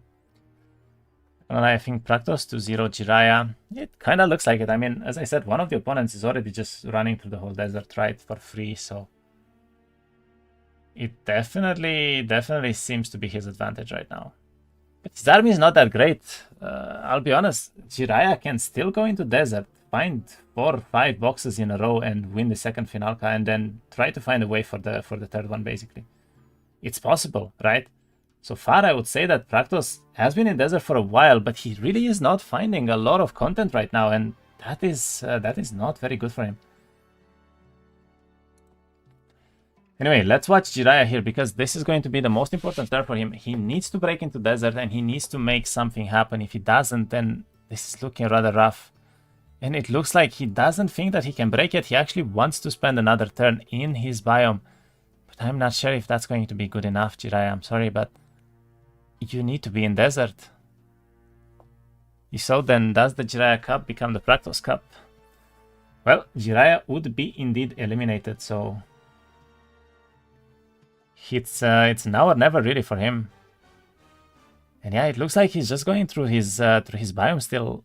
I don't think he's gonna stand a chance here.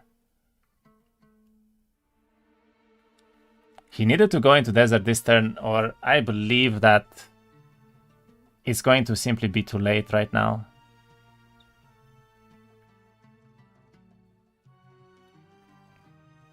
Maybe with Judgment, if he can get an insane amount of army from his biome, every single box, maybe maybe there's a chance for Judgment to last long enough. But how does he have mana? He has almost no knowledge. That's the problem. He has basically 2 Judgments in total here for the whole game, so I think that's gonna be his highest problem, that he simply won't have mana to sustain that.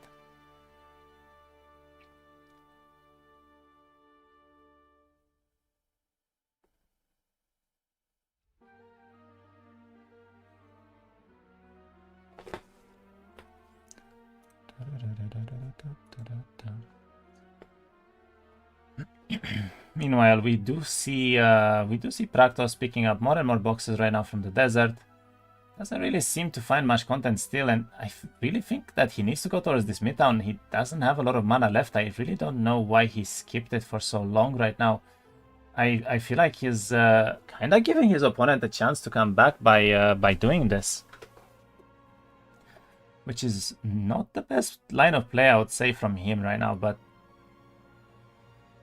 let's see what exactly he's going to be able to find, because honestly, he tried to go on the side road here, and he's not really finding anything to actually do. So it's rather unfortunate for him, I would say.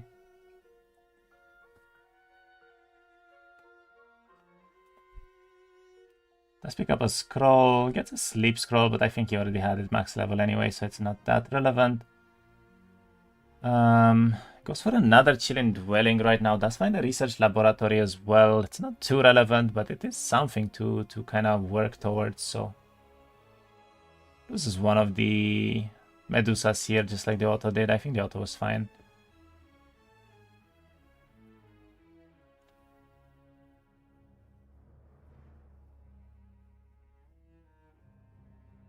I'm actually not sure. He might lose the second Medusa here if he's not here.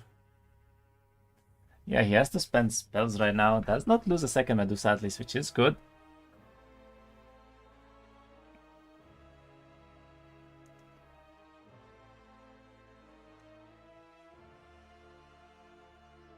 He also probably needs to go forward here with the Chillins already because... Yeah, now he's gonna lose a second. This is worse than auto did. What is he trying to do?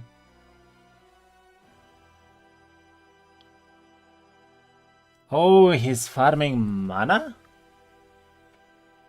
Wait, but it's temporary, no?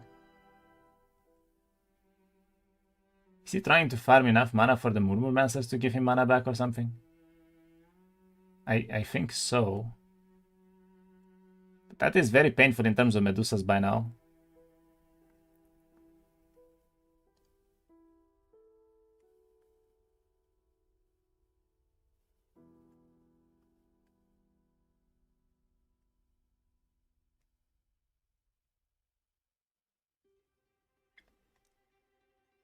Okay, he does get a little bit of mana back.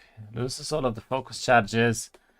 -3 Medusas, plus 12 mana is decent. I mean, he can do this indefinitely, which is definitely good that he knows this mechanic exists even. So we might see Lodos just staying out in the desert infinitely here, but he needs to be very careful in terms of his timer because this is very, very timer intensive when it happens. And as we just saw in the last fight as well, it took quite some time to be able to do this kind of stuff. So that's fine. One more box here. It is on a fairly high Cavalier Guard, so that is good for him. And meanwhile, this is giving me deja vu a little bit. I think it was from Stygian's game when one of the opponents was just basically AFK in biome while the other one was doing all of the content around the map.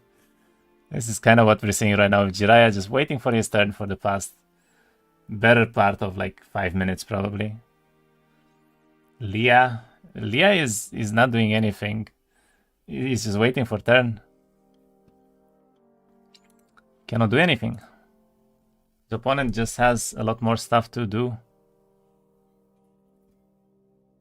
Why don't you keep the Praktos game? I did come back, no worries. We see the Cavalier fight being done pretty well here. Doesn't really lose a lot. Did lose some dancers here, I think, but it looks rather decent still, and yeah.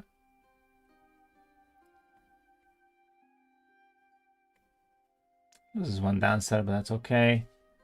He is able to... Oh, he wants to use it with 3 focus charges. Alright, that's smart. Grabs even more mana from this fight. Loses some dancers for it, but that's okay. Does get another box here, and it's probably going to be a tier 6, I would assume. No, it's a tier 5 box, but that is still very decent. Already building towards the Chilling upgrade, and I think he might be able to get that in time for the final fight as well, actually. So what will he choose to do from here? Is he going to just keep pushing down here, or is he going to try to go towards his middle town finally?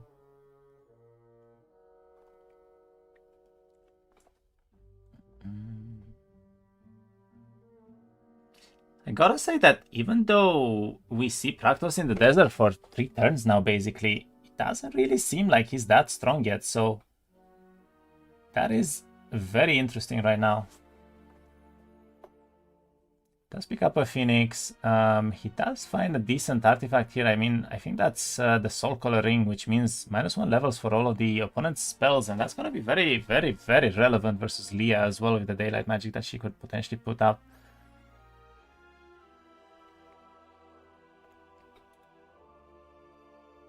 I gotta say, this Jeerayah POV is he's not having a lot of fun right now. Jeerayah is not having a lot of fun right now, and I feel a little bit bad for him. But honestly, I think in the first game, this was exquisitely played from both of them, and it just kind of came down to Grove being a little bit stronger because of the generation that happened. But in this game, I do think that Jeerayah did have a little bit of a misplay at the very beginning there when he went into those phone archers with basically just 20 shooters, lost his entire army, and then didn't really have anything to do from there, right? So I gotta say that I think this had a lot more potential. The game and the biome that he had definitely had a lot more potential than what we've seen here so far. Therefore, Jeerayah had a good start, then fumbled game 1, and now stuck game 2. I don't even think that he fumbled game 1. It was more like he simply did not go for the tier 6 dwelling when I think he really, really needed to. And then he was also quite a bit better if he went into desert through the arbitrators there. Okay. Policy violations. What? I do not know what happened to Praktos' stream. I honestly don't want to know either. So we're gonna go back to his video, I guess.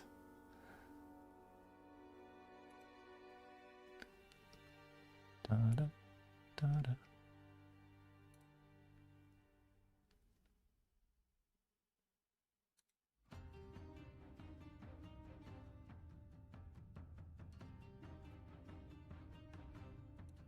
Wait, what did I do?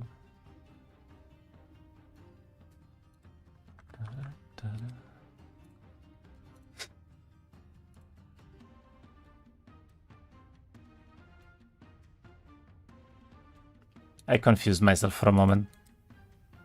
Give me a moment. Oh, that's the one. I'm looking at the wrong one. Okay. There we go. What happened? I think the Praktos probably got copyright striked for music or something on his YouTube stream, or around something like that, I guess.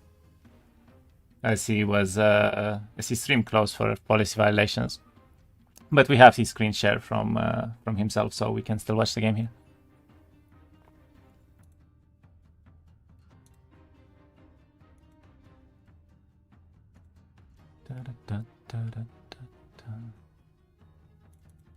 Okay, Jeerayah is still in his biome, still looking around to try and find something to do here, but his army is getting better and better, to be fair. He still needs a lot of stats to be able to do anything, though. What is Jeerayah language? Both are Polish players.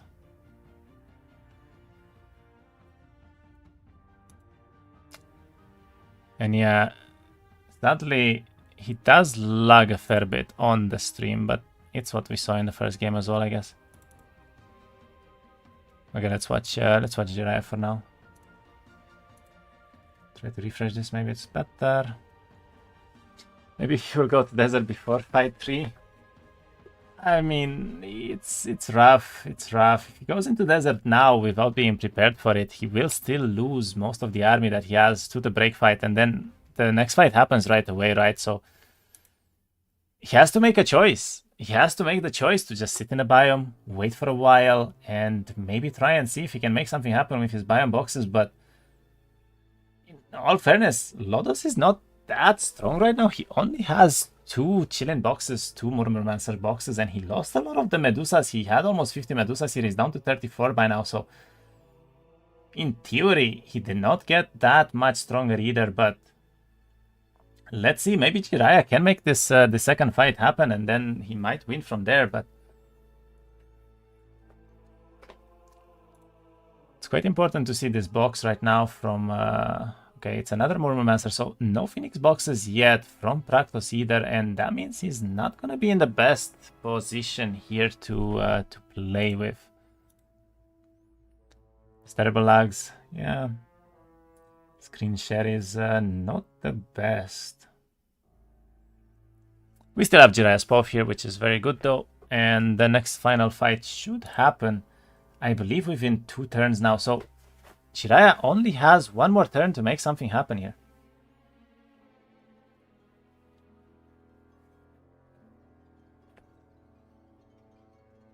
Let's see if he can do it.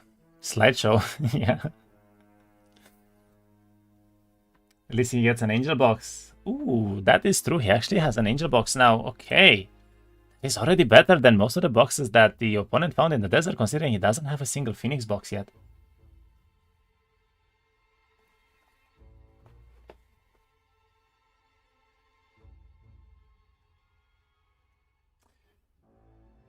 I gotta say though, I mean, even if he wins, he is behind on a full desert week of gameplay here. Like, Praktos should just have a much better time to farm quite literally everything in desert by now, so. But then again, Leah has a very strong late game, so maybe he can make the second fight somehow happen. Then he gets a Daylight Tome, right? And then if that's the case, he might be able to do something here.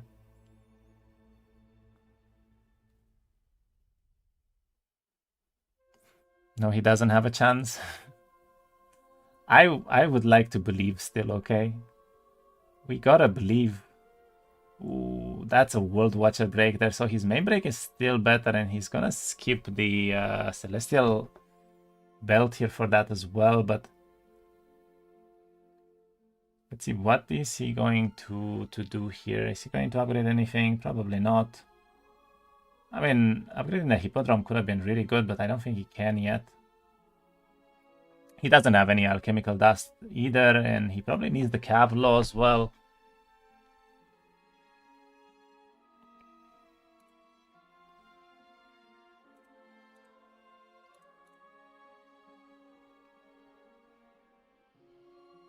It died again in the stream.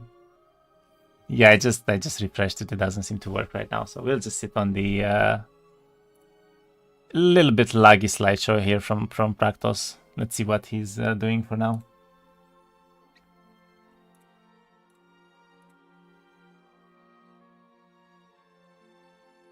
Looks like he's doing a rather high fight on the Chillins here. That is definitely a little bit painful for him. He does lose 10 more Medusas in this fight, and I'm guessing this is going to be for a good box, but most of the dungeon army by now is basically dead, so let's see what he does. Does have a level 4 Radiant Armor, by the way, so he must have found a pretty decent scroll there. I would have liked him to use it here. I'm not sure why he didn't.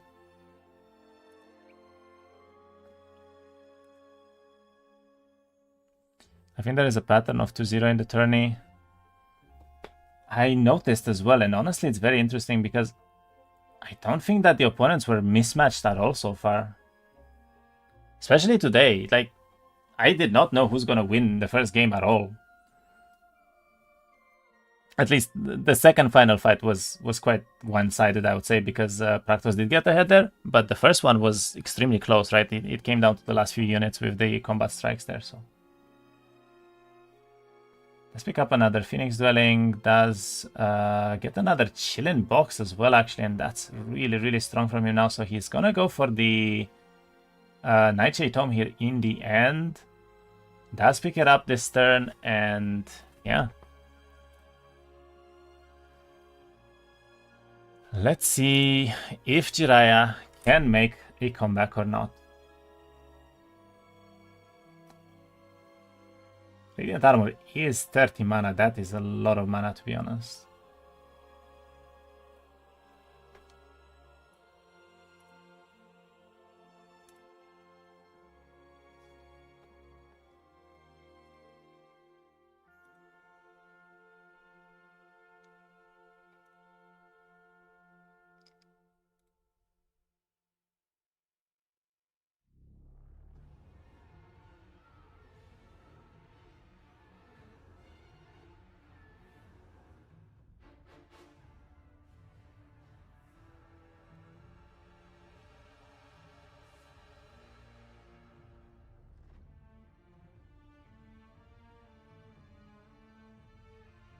This is like one of my games versus hard AI.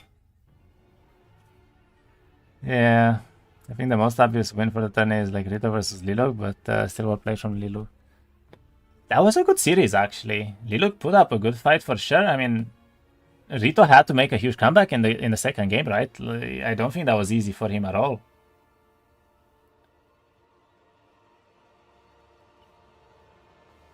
And to be honest, I still think that Liluk had a chance to win the second game if he did upgrade the reverse, but he chose not to. Not sure what he upgraded. I think it was the worms. I think he upgraded the worms, and then he only picked up like upgraded the worm boxes, which did put him down in army quite a bit there. Praktos has a crazy connection. Yeah, I mean, his stream went down right now, so I can't really help it. We only have a screen share from him, basically. Let's hope that the next game he's gonna have is gonna be fixed here.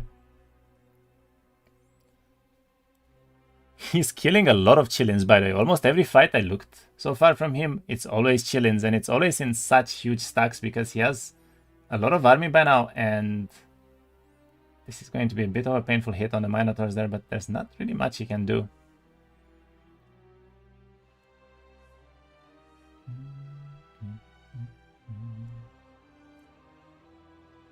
And I suppose an unnatural calm might make sense here, reduce the damage by a lot, but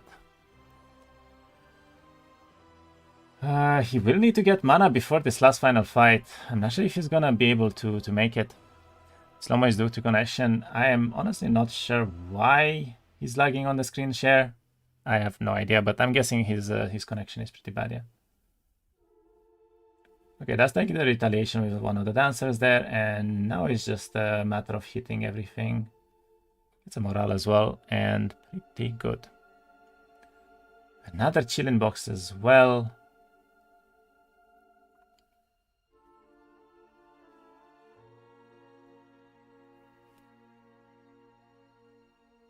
I could also swap to Jeerayah POV, but nothing happening here.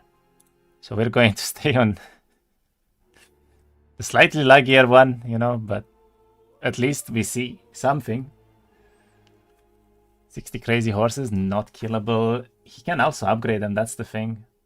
If he upgrades these chillins this turn, it's very over. Wait, I don't think he can. Oh yeah, he cannot do it. So there might still be some hope for Jeerayah here, because he will not be able to upgrade them in time, but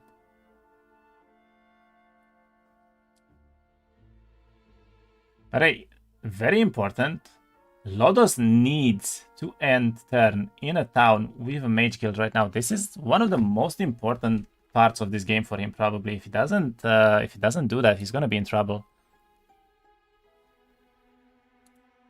And let's see if Jeerayah can make something happen. I mean, he needs to break for sure into the desert by this point, and then he needs to find probably like 3 boxes in a row here to maybe even stand a chance. And likely all phoenixes or all chillins here, so Praktos got the full control already. I think both of them are close to it.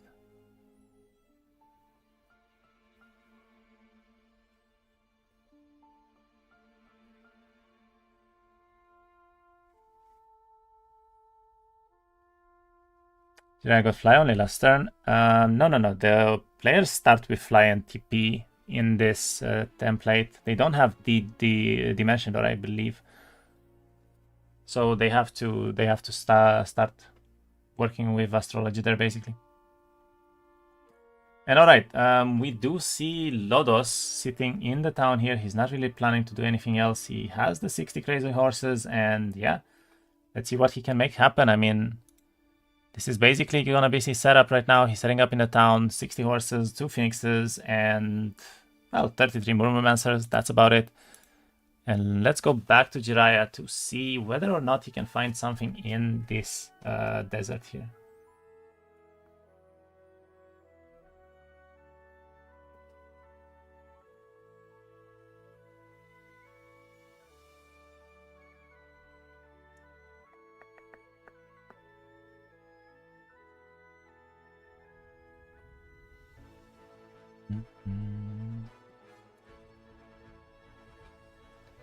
Okay, what can Jeerayah do? 21 queens left. He does kill the reavers immediately, which is really good for him. He does take a nice hit there with the inquisitors. Kills almost all of the queens immediately. Doesn't lose an angel either, which is quite relevant. And it looks like a pretty clean fight here overall, I would say.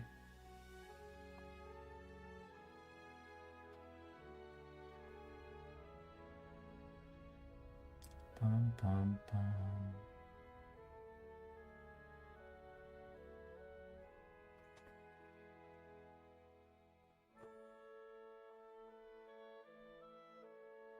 Not sure why he's trying to use spells here.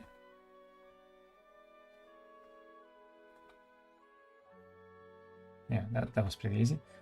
Does the fight break here very easily now? I mean, with this kind of army, obviously on 1 to 5, this should not be a problem anymore.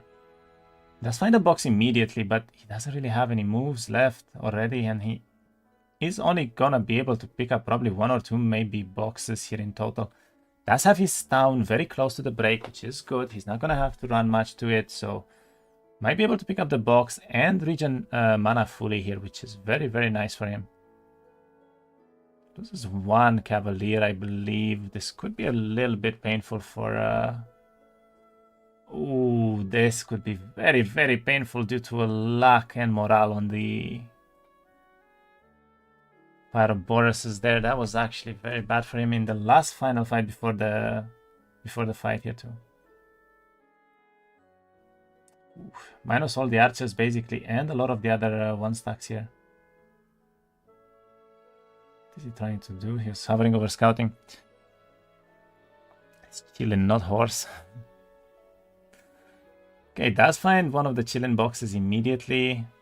Does have a second wind, so he will be able to grab the town here. And I guess we're probably gonna see just a mage guild. And let's see, is he able to do something or not?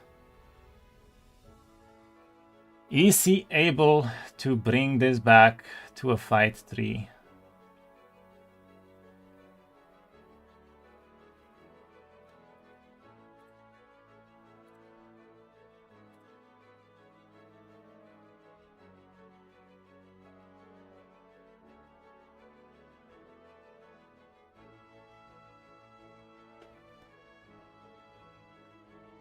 Remember, this is the last final fight.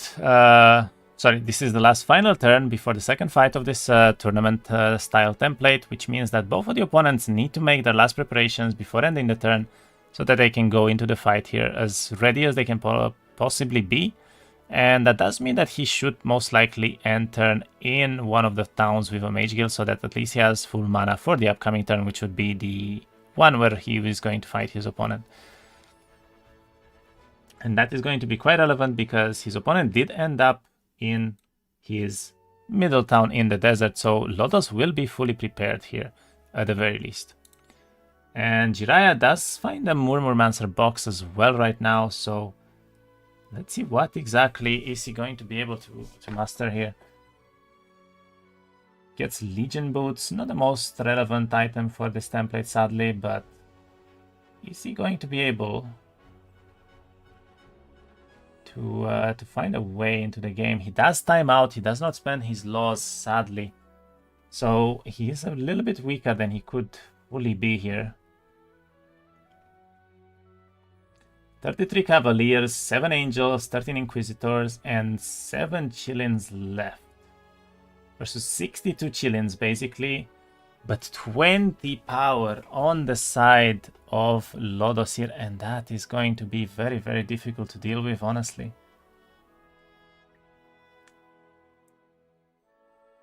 He does have a decent judgment, and we will probably see it right away being used on the Chillins here, I would assume.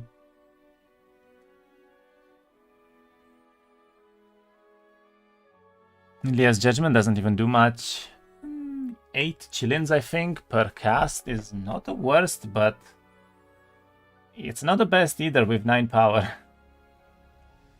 That is for certain.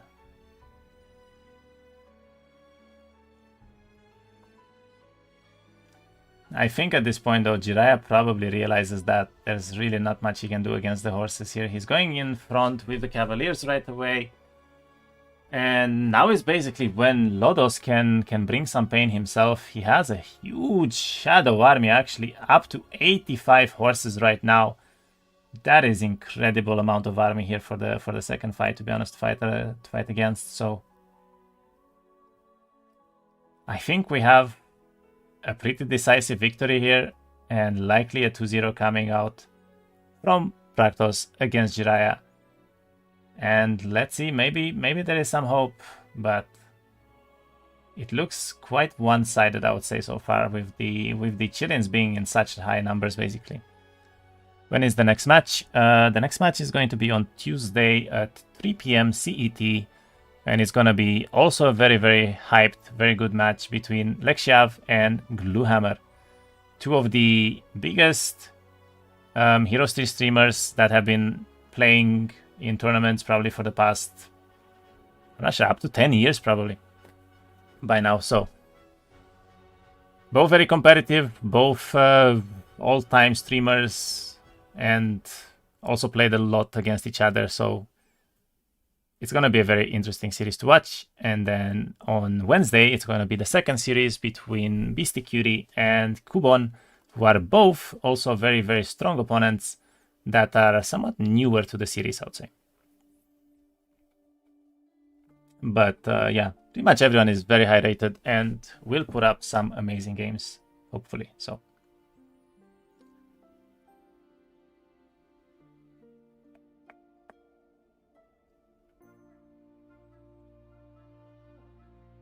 didn't Lexi win the Make Exodus Great Again tourney? I think it did, yeah.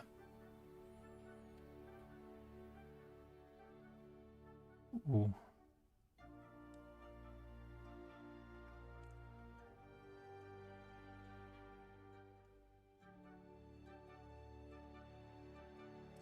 Okay, I mean, at this point, it's looking kind of grim for Jeerayah. I think he pretty much lost all of his units.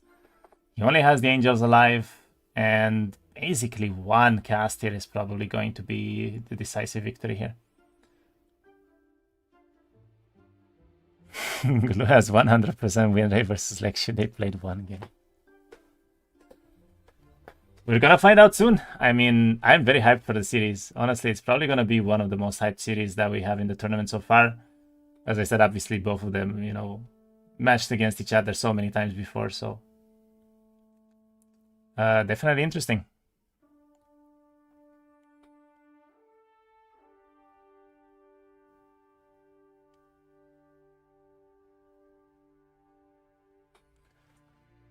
Okay, Jeerayah is putting up a fight here until the very end. Very respectable. He did play well, honestly, and he tried his best to make a comeback in the game here as well with the biome gameplay. But I think Praktos is just a little bit too far to win, to lose this game, not to win this game. So I'm guessing that there's really not much counterplay to be done here. Kite, Jeerayah, kite. If we were talking for a mass slow option or something, maybe, but yeah, the Star Children come out, and I think with that, the game is basically over right now. In all fairness, I do believe that Lodos was probably able to at least draw this game, so he was most likely going to win every time anyway, even in the third fight, because he has the summons potential. So even if Leah manages to kill all of the units here, the summons will still stay alive, and because of that, there is basically nothing you can do against it, because Lodos had won the first final fight, so he had the priority there, even if the game goes to a 1-1 scenario. And with that, we see Jeerayah with a smile on his face, very respectable. GG, well played, being eliminated, and Praktos actually taking the series 2-0. Amazing gameplay from him, very well played as well. And yeah, he made a lot of good choices. He played really well. He didn't lose any units. He picked up Lodos as well, which ended up being one of the strongest picks we've probably seen in the tournament so far in terms of break timings for Outcast tournament as well. So overall, a very nice series from both of them. And congratulations, of course, to Praktos to taking the series on a 2-0 lead here. The fight was over before it started. I mean, the chillins, it's too many, right? He had too many days in the desert extra here. Jeerayah didn't really have any progression, obviously. So at the end of the day, it's all about that progression into the gameplay. And if you don't have enough tempo to work with, your opponent is going to be punishing you for it. I mean, we've seen this over and over again, right? These players, they are not going to give you a chance, really. So they are playing to win. They are playing for money. They are playing in a tournament, and that's exactly what they should be doing. So, as I said, very well played from Praktos. Takes the series lead here to 2-0 and will advance in the next stage of the tournament. So yeah. What else can I say? Next series is going to be on Tuesday. I will see you all then. Hope you all had a great weekend, and I hope you all had a great Sunday and enjoyed the games here with us. And yeah, much thanks, of course, to the sponsors for the tournament again, Ubisoft with the prize pool, Dark Horse Gaming, and Gamebook for sponsoring some books as well for the winners. Very much appreciated, and hope you all enjoy the stream. Hope you all enjoy the games. I shall see you all on Tuesday, and I hope you all have a great night, everyone. Bye-bye.